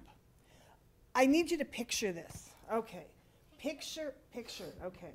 We've got a 12, almost 13-year-old boy. He comes to camp and he's just kind of walking like this. And we gather around the campfire Sunday night and he's just kind of sitting like this. And we're singing and he's just kind of like this. And then that's Sunday night. So Monday night I look out, you know, I can see the campfire from my health hut window. And he's just kind of moving and grooving a little bit on Monday night. Tuesday night, I look out the window, and he's got his arms around his buddies, and they're singing, and they're dancing, and they're doing crazy things. You know, it's an opportunity, and you could have that at any camp. You could have that at Boy Scout camp, you could have it at church camp, school camp, any kind of camp. The camp looks exactly like any other camp kids would go to. What we've done is, this is your reward. This is the only good thing about having IBD.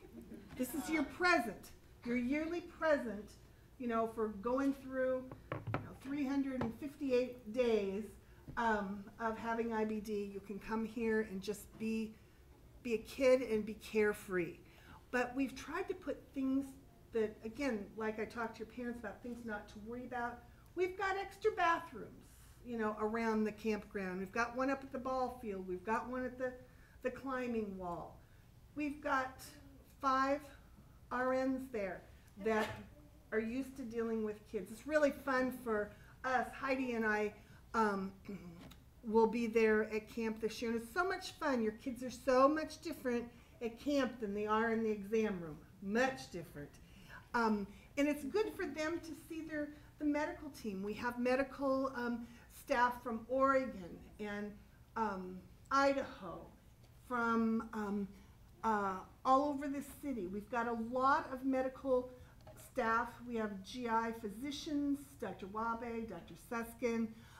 We've got 5 or 6 physicians that are there for the week. The nurses, we have Dr. Cunningham's there. We have all kinds of resources there should they need them.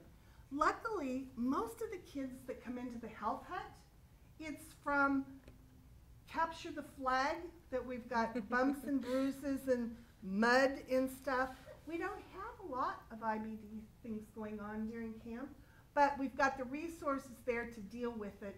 So as parents, you know that where could your child be where they have 2 gastroenterologists, 5 nurses, a mental health counselor looking after them all during the week, making sure that they have the best time. We meet and try to figure out all the things that are going to make you guys have the most fun. And for those of you that I don't know and I haven't worked with, I always tell my kids, I promise, because you always worry about this, that I'm not going to make you sit around the campfire talking about your colon. Don't I tell you that? I do tell you that. No, you don't. I did too, Jacob. I did too. So we don't sit around the campfire talking about your colon. You're not going to be asked to share your deepest, darkest secrets about your colonoscopy. But we're going to, you can sing, you can dance, but it's challenged by choice. You do the things that you're comfortable with and the things that make you, feel good. And you meet amazing, amazing kids. That's the best part of my job, is working with all your kids. You've got great kids. That same genetic pool that's out there causing them to have IBD, I think also it gives them a character allele or something too, because kids with IBD are positive and they'll meet other kids, and our boys don't do this quite as much, but we've got a group of girls that really keep in touch, and they've got a little group on Facebook and such. So it's an opportunity to really build relationships that will last throughout the school year and for years to come. So I hope at some point all your kids come to camp. If you don't, we never make anybody sleep on the floor, so we have 100 beds this year. If it works out, the applications are due Monday is the last day. Get your applications in. If it works out that we don't have a bed for you this year, then we'll work to make sure, that if you get your paperwork in, that we can can get you on the list to make sure you get in next year, because camp is something that every kid with IBD should experience. Now these kids look like they're having a pretty good time, and these could be from any camp in the country. Yep. This is when a dance party broke out last year. Totally unplanned. It was great. Everybody was out there dancing. You guys remember that? Anybody in here? Yes. Yeah. I remember it. Justin Bieber stroke. There was Justin Bieber played. That was. So here's some of the specifics, and I know that they're preaching to the choir here because most of you have already signed up for Camp Oasis, but there's a $250 fee to attend, but we have scholarships available, and we have generous donors and sponsors and foundations that have made that possible and have also made it so that we can offer this at such a low cost for you. So the applications are due this Monday. So if you're thinking about it, go ahead and do it. Do the application, do all the parts afterwards, and you have until May 31st to back out if something changes. So in addition to Camp Oasis, if you have conflict this year, camp isn't your scene, or you just want more opportunities to meet other kids, we do hold youth activities throughout the year. Some things that we're working on for this summer are going to be, we haven't chosen quite yet, so keep an eye on our Facebook page for a poll where you get to vote on what this activity will be. But in July, we'll either be bowling or ice skating or something like that. Ice skating in the summer, crazy. And then in August or September, we'll have another family picnic like we did last year. So just more opportunities for you to get together and meet other folks, and for parents to talk with other parents. One other program that we have to support patients and their families is called the Power of Two. It connects those seeking support with volunteers who have gone through similar experiences with Crohn's or colitis. So you talk on the phone or by email, and it's open to patients and caregivers, so that means kids with IBD can talk to other kids, and it's especially good for our more rural areas where, like in eastern Idaho or something, where they might not know anybody else in their city. So we can match people up like that, match parents with other parents, and it's also for adults as well. So it's not just for pediatric patients and their families. I do have forms to sign up to request support or to be a volunteer, and those are on the CCFA table out there. The Take Steps Walk is a great way to another fun activity. You can get your whole family involved. You can bring your friends out. This is one little girl last year who got all of her friends from school to come out, and they wore crowns, and she had a cape, and they had these necklaces. It was a fun thing, and it's a way to embrace it and to do something about it, to raise money, raise awareness, and it's very empowering. We had another kid who did fundraisers, and he got up and spoke in front of like 50 adults, telling them, a little bit about his story. So it's a great experience. It's very empowering, and this year it will be June 1st in Magnuson Park. We have 7 walks around our region. This is the closest one here, the Western Washington. But Take Steps is a great event to get involved with, and you can join Teresa's Seattle Children's Team. Our team, Children's Champions. Remember that, Children's Champions? We're also going to have a CCFA night at the Mariners, and so I'm really sorry, but it's during camp this year. So your families can go, your siblings can go, and if anybody who's not going to camp, this is a great thing to go to. It's June 28th. We're playing the Cubs, and Mike McCready will be playing the what's it called? National Anthem. Thank you. And you get a Mike McCready bobblehead, which is super cool. He has a mohawk. So those tickets are available at mariners.com/CCFA. Wait, is there like a special night? Yeah, it's CCFA night. And yeah. if you order them under that particular Right. order place with the CCFA on them, then CCFA gets a portion of those tickets. Right. So it's a good thing to take. Oh, Friday. sorry, it is Friday night. But it's June Oh. 28th.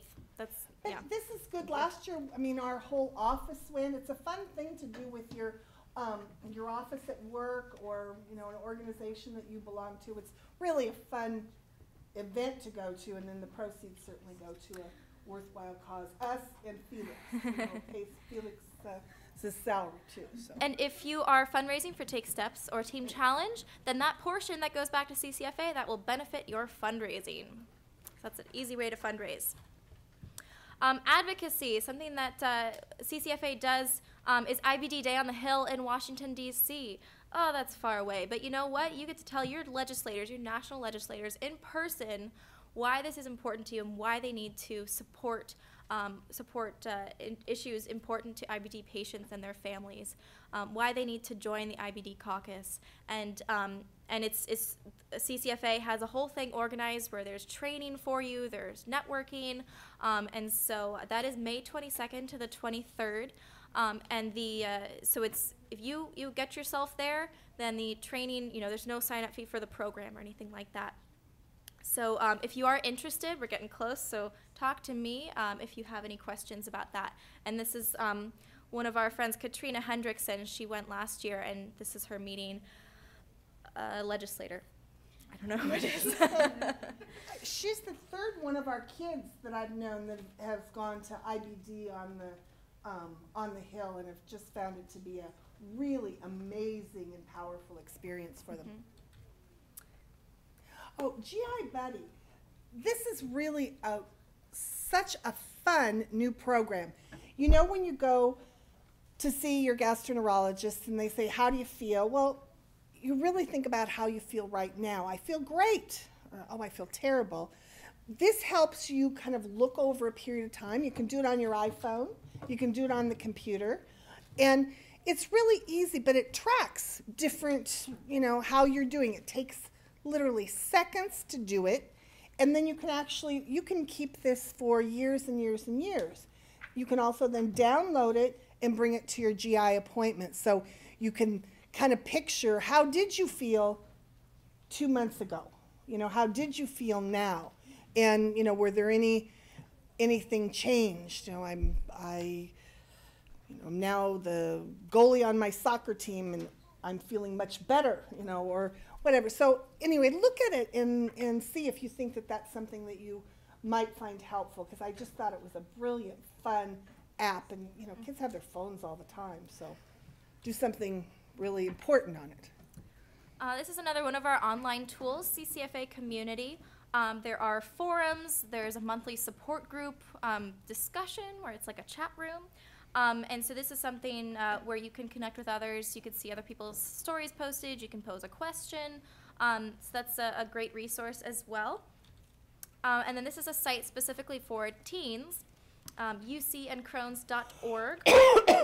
And it's got resources that are more, you know, more applicable to teenagers, and like just the whole like image, like the whole site just looks really cool. You know, it's different than our other websites. That's one to check out. The other thing I just want to say about that is, a parent, you know, we kind of try to look at what our kids are looking on the internet. This site is monitored to make sure that there's not inappropriate stories and responses and things posted. So this is a good, safe website for your teens to go to. This is a newer one that's for college students, and if you're starting to think about college, this might be one to look at. It has things about accommodations on campus, your emotional and social issues, you know, talking with friends and things like that. And it also gives you the opportunity to connect with other college students to find college support groups. So that's ccfa.org/campus-connection. And we will be having an education program here in Seattle this fall, beginning of October, on the UW campus.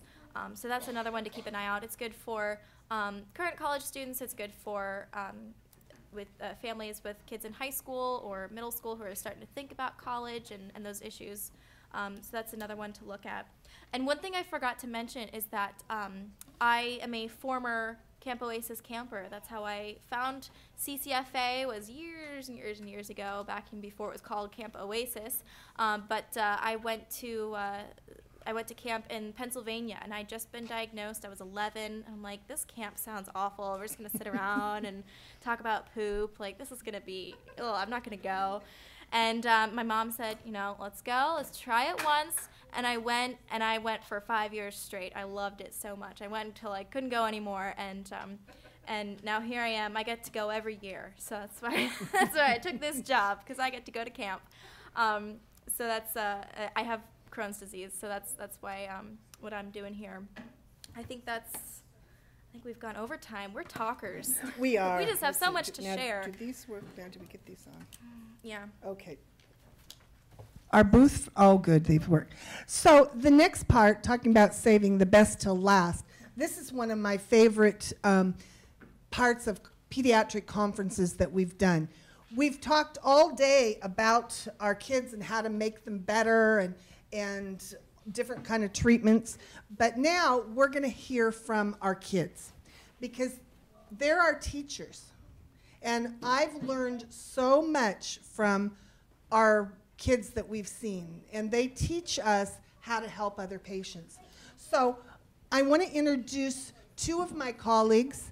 Amanda Bradshaw is the physician's assistant in the IBD Center here at Children's, and Heidi Zogorski is my partner in crime, the other nurse in the IBD Center. So they're going to moderate a panel that's got some of your kids on it. And they're going to tell you a little bit about what it's like for them and things that you really should know about them. So, the other thing that we can do, this one of the few times that we give you permission that you can sit up here on the table, cross your legs and sit on the table. I did that once and my friend pushed me off. Well, none of these friends will push you off, Maddie, I surprise. The legs don't really look strong.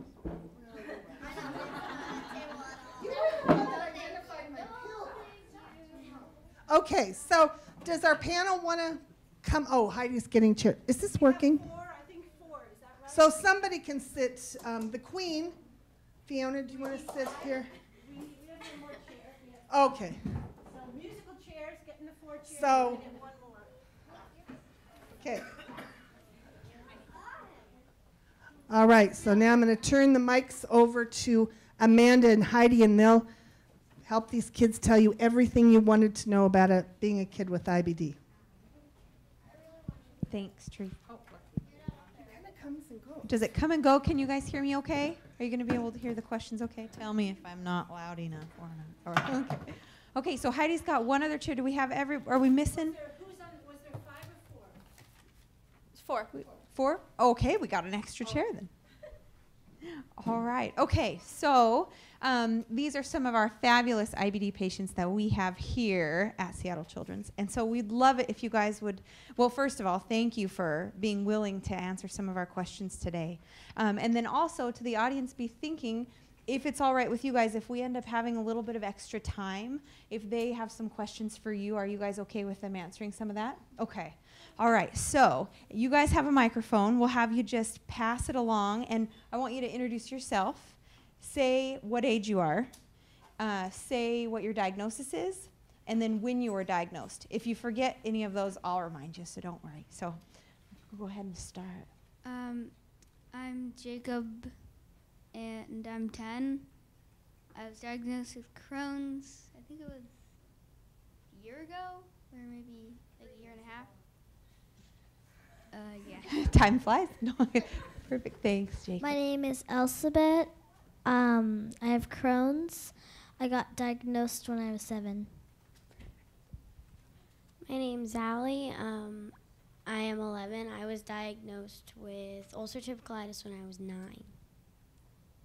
My name is Fiona, and I'm 14, and I was diagnosed when I was 6.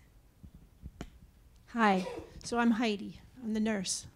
So we know friendships are really important, so we want to hear some stories, some practical information, like when you've told a friend, like how you decide who you tell and kind of what you tell them.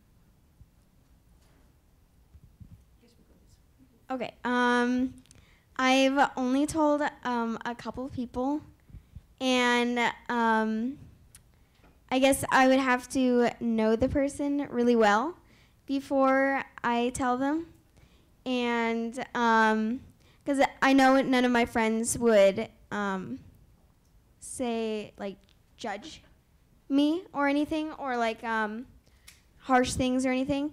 They've gone on the walk before with me, and they're going this year too. So I guess you kind of just have to trust the person, and yep. I kind of agree. I've only told a few of my really, really close friends that I think I've known for a long time. You probably have to know them for a long, long period of time to tell them something very big like that. I try to keep it like in the family and to my close friends because I don't really feel comfortable telling it to most people. So I would suggest I would tell it to the close people like my family and your super, super close friends that wouldn't say anything rude or like just think of a person who just has a disease, not think of them as a regular kind of person. I first told my family, then I told my best friend because she knows how I feel because she doesn't have a disease, but she's allergic to penicillin, and she's a really good friend of mine.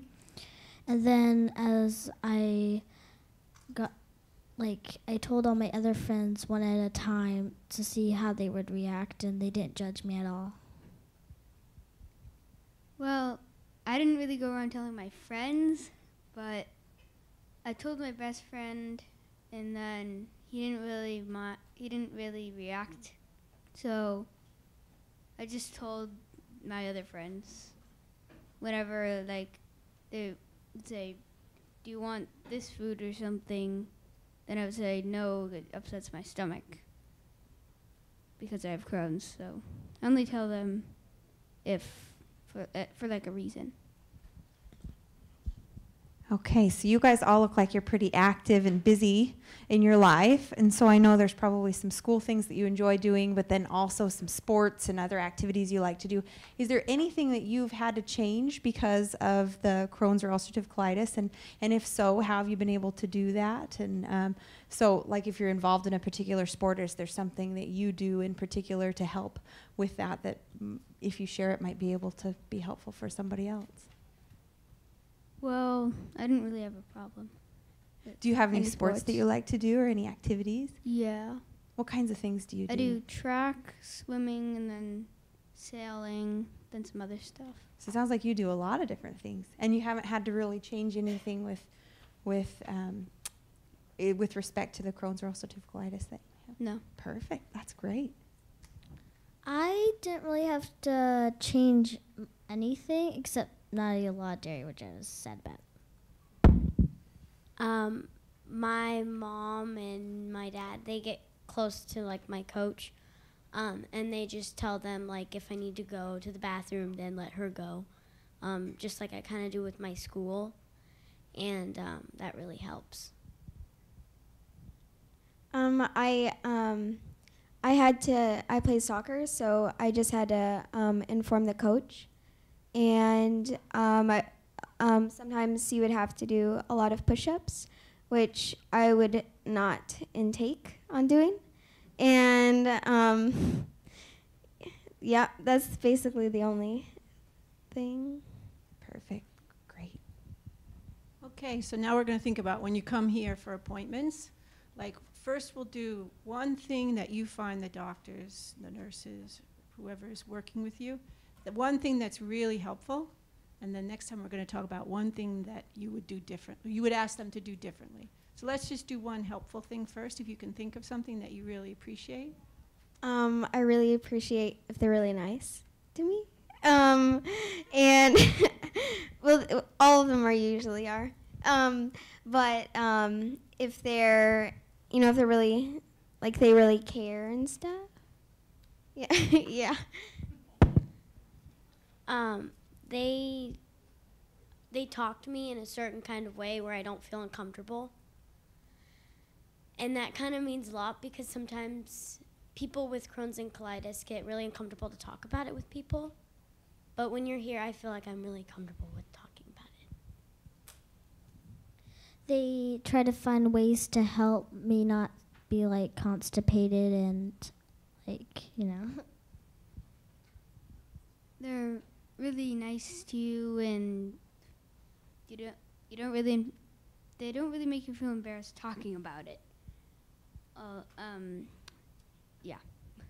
Well, now can you think of one thing, because we like to learn from you, like maybe even something we said you didn't understand, or anything that we could learn that maybe you would say and we could do differently, like better. Maybe we could think a way of doing a blood test without a needle, but I don't think that's yet. Anything else?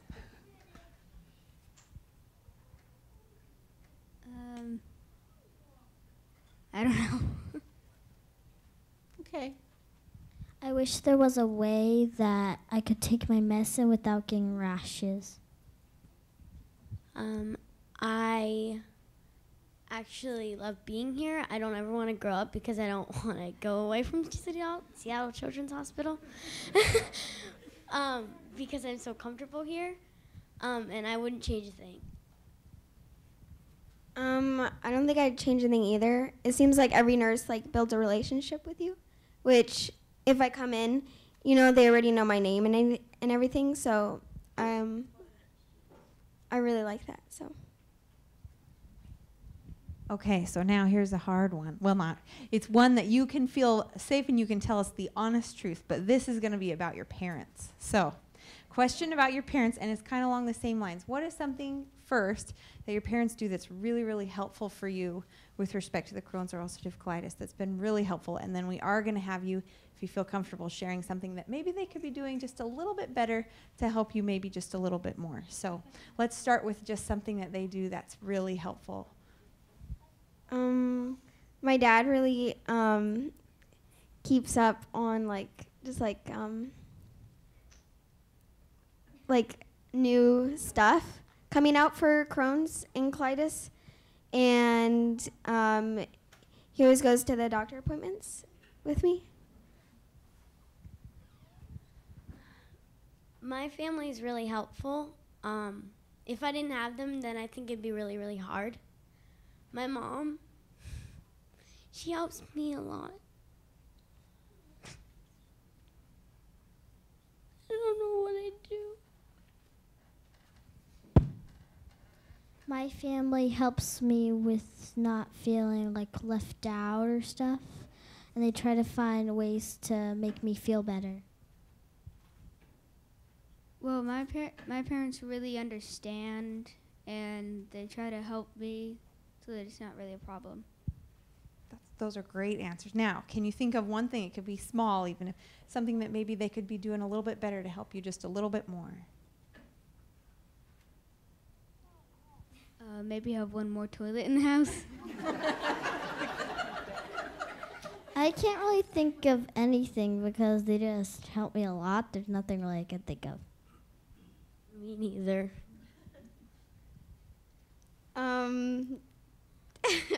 I don't really think there's anything. Maybe like nagging to take my pills a lot. But I have to take those, so. Well, you guys have done a great job answering so far. Do we have a little bit of time to take a couple questions from the audience if there's any kids or parents that want to ask our fabulous panel some questions? Now would be the time. So, any hands at all? Yes. Is it hard for you guys to do sports, really? Like running? Not really I don't think it is. Well, I don't think it is. Nope. We got another question in the back there. How helpful is it to know that there are other kids that have the disease that you do? And you can just pass the microphone along when you, Fiona, you can start if you want and then just pass it like that.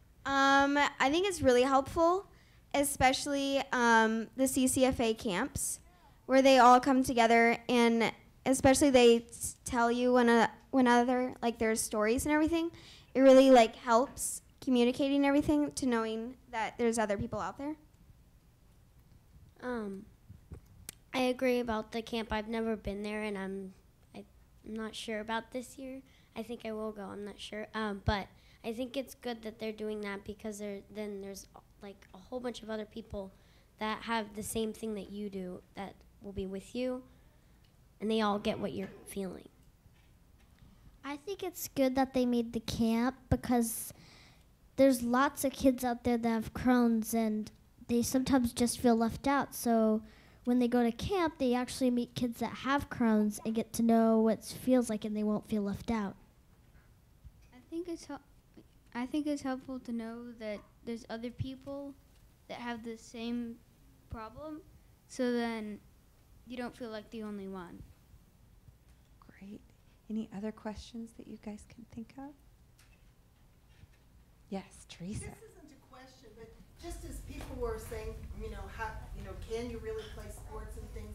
I just want to point out, if you guys are comfortable, just saying a little bit about what your treatment has been, because it's not like these kids are on no medicine and haven't gone through very much. So, would you feel comfortable just saying what treatments you've been on and if you've had surgeries or done anything special?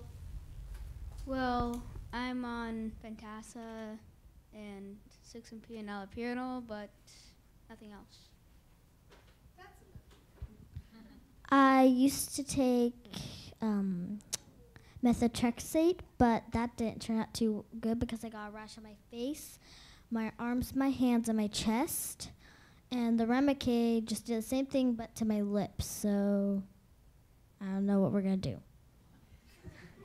I take methotrexate every week, and that seems to help. And then I take Remicade, Opramazole, and some kind of vitamin. I don't know what it's called. I think I've had 3 to 4 surgeries, and I used to take. I'm allergic to Remicade. I used to take methotrexate. I used to take Humira. I'm on Cimzia, and I'm on 6-MP and Cimzia and some other stuff. Any other questions out there that you've had some time to think? And I have one more for you. If there's one thing you could tell everybody here that you just want them to know, is there something in particular you want to tell them in closing before we run out of time? I think it's really important that you guys really care to come out here and really take the time to learn everything that you can about your child, because it really helps to know what they're going through. And I think it really helps with the doctors. They really communicate with you too. For all the people who have Crohn's and colitis, it shouldn't change who you are, because when I first found out, it was a little sad, but it shouldn't get in the way of like who you are at all. I just wish there was a way to find a cure, because if we found a cure, we won't have to take all these medicines anymore, or pills, or things like that. If you have Crohn's or colitis, you should definitely go to camp. Thank you, guys. You guys did a really great job. So thanks again for being with us. So Teresa, I'll turn the time over to you, or wherever we're going next.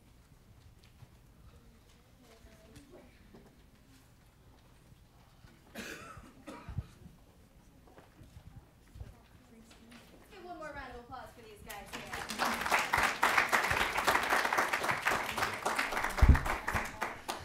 Do I not have the best job ever getting to work with these kids all the time? Thanks, guys.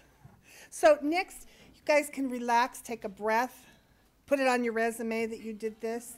And we're going to have some of the speakers that are still here will come up and answer any questions that, that you may have thought of that didn't get answered. Where are my people in the foyer? I don't want to be the only one sitting up here. Somebody out there? I heard David out there. Out there, Kathleen and I know a lot, but Does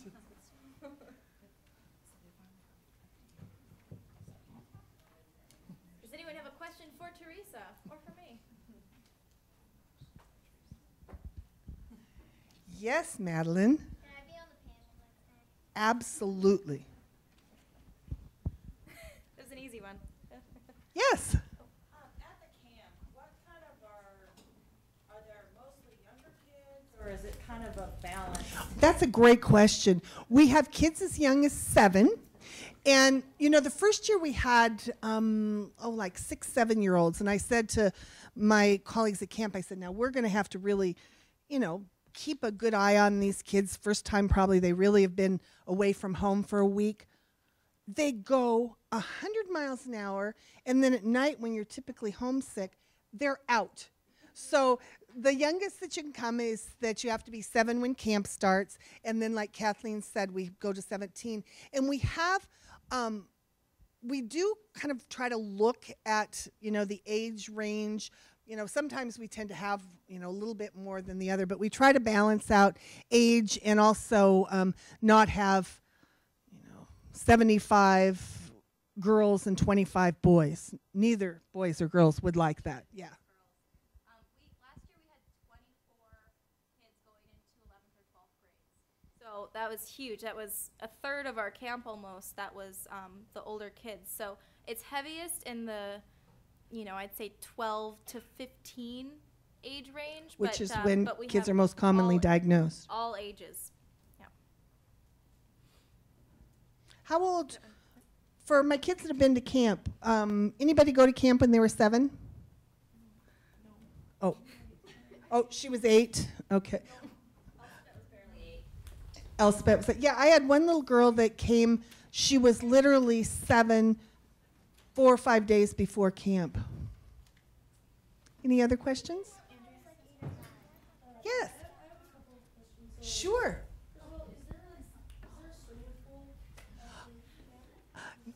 No, I wish there was a swimming pool. I'm a real swimming pool kind of gal, but we've got a big lagoon that has a, what's that called, guys? A dock. It's got a dock that has slides and things on it. So people go down, take their swim test, and then swim out. It's got a sand bottom, and so they take their swim test. And we have a belly flop contest from the counselors. There's also marine life in there, and they have boats. Yeah, boats and canoeing and. Watch out for jellyfish. Sometimes they clip them the slide because there's a jellyfish right there. Fiona. But usually it's like freezing, so no one really goes there. Yeah, we do. This is camp in Washington, so you know, kids do dress for the weather, but we do have the polar bear swim at 6 o'clock in the morning with hot chocolate after. Yeah, we didn't make it last year, so we actually did it after, and I fell in, so I was frozen, and I didn't bring a towel. You know, and isn't this, as you heard from the kids on the panel, youngest was 10. Now, maybe these kids would be this open, but I think these opportunities also help them in all areas of their life, being able to, you know, be comfortable in speaking with groups. I just think it's so amazing that this group of young kids was able to be so articulate with all these grown-up strangers in the room. So where did Dr. Suskind go? Oh, okay. Hi. Yeah, so I have one question. It sounds like I'm going to enjoy this camp whether I want to or not. I was wondering, can we come back after 10th grade? Great question. And when you're going to be a junior, going to be a senior, you come back. But not only do you get to do all the camp activities, but you also do some leadership activities. So you help plan things for the younger kids. Because our older teens are role models, you know. So you can learn some things yourself and then still do the fun things. And then we count on you when you go to college to come back and be a counselor. And I always tell our kids, okay, if you can just go 1 year, if you don't like it, I'll never mention it to you again. I remember that. Yes, you remember that? Yes. So just come but so far I've never had anybody say, oh my gosh, this is the worst week of my life. Why did you tell me to go? Yes. Also, if you're a leader, you gotta go to the next happens. I remember I got to be the next happen before they made it leaders and they moved. Yeah, there is, the older you are, there is some advantage to being there a long time. Fiona. I think it's if you go to camp, you get to meet all these people, and then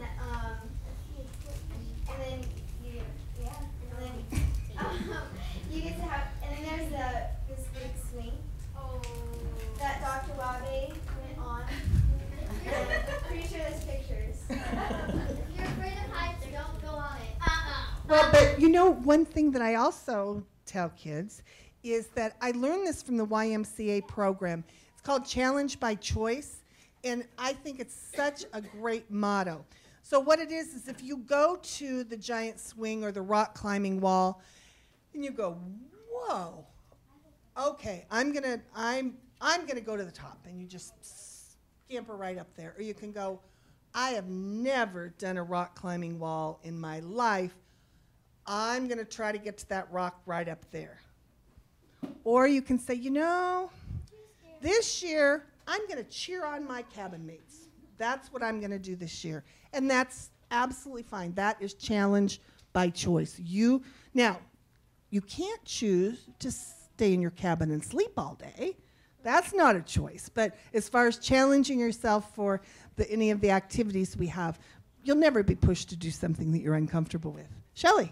I was just gonna say, Elspeth went when she was on the other side, and she'd never been away from home, not with strangers, because Teresa's not a stranger, but in a sense, right, away from home I was concerned. And, you know, she's not super sporty, but they have a great craft area. I mean, she brought home so much different stuff that she made and enjoyed doing, and also they had a link to where they would upload pictures that they were taking of the campers as they were enjoying their time. So I felt like my anxiousness of worrying if she was enjoying herself, or are they gonna call me, is she gonna, you know, have a hard time? I saw her in pictures smiling, holding hands with some other kid dancing, and it just reinforced to me that she is fine, she's having a great time, and of course I didn't hear the end of it and haven't heard the end of it every year since. So. Well, and for parents, it's hard. I remember sending my healthy, 8 and 10-year-old to Girl Scout camp, and it was so traumatic. I mean, it's really hard to have your kids away. Is somebody going to make sure they eat and are warm and whatever? So, we really do take our responsibility seriously as far as making sure your kids are safe and that they have fun. They don't just blend in all 100 of them blend together. We do look out for each and every one of them. Well, somebody said the sun came out. Now, that could have just been, a rumor, but thanks you so much for coming. We really hope that we provided some things for you, and of course the kids always provide things back for us. If you have any questions, she's quick, isn't she? Kathleen's number to reach her at CCFA, and I certainly can be reached here at Seattle Children's. Ask for the GI clinic and push the prompt for the nurses if you have any other questions after the conference. We'd be happy to help any of you here with any issues that you might have. And she's going to tell you about the evaluation sheet, because we wanted this to be better every year. Well, first, I'm going to thank you, Teresa. Thanks Seattle Children's so much for sponsoring this. This was much needed, and I hope you all got a lot from today. Yes, I would like you to fill out your evaluation from your folder and just drop that in the box on the registration table on your way out. Thank you so much. Your feedback means a lot, and we really do look at those for future programs. I hope to see you at future CCFA events, maybe at our walk on June 1st. On my team? on Teresa's children's team, or at one of our other events. So if since you signed up today, you should be getting our email updates, and we'll let you know when there are events in this area, when there's news. So thank you so much for being here, and I hope to see you again.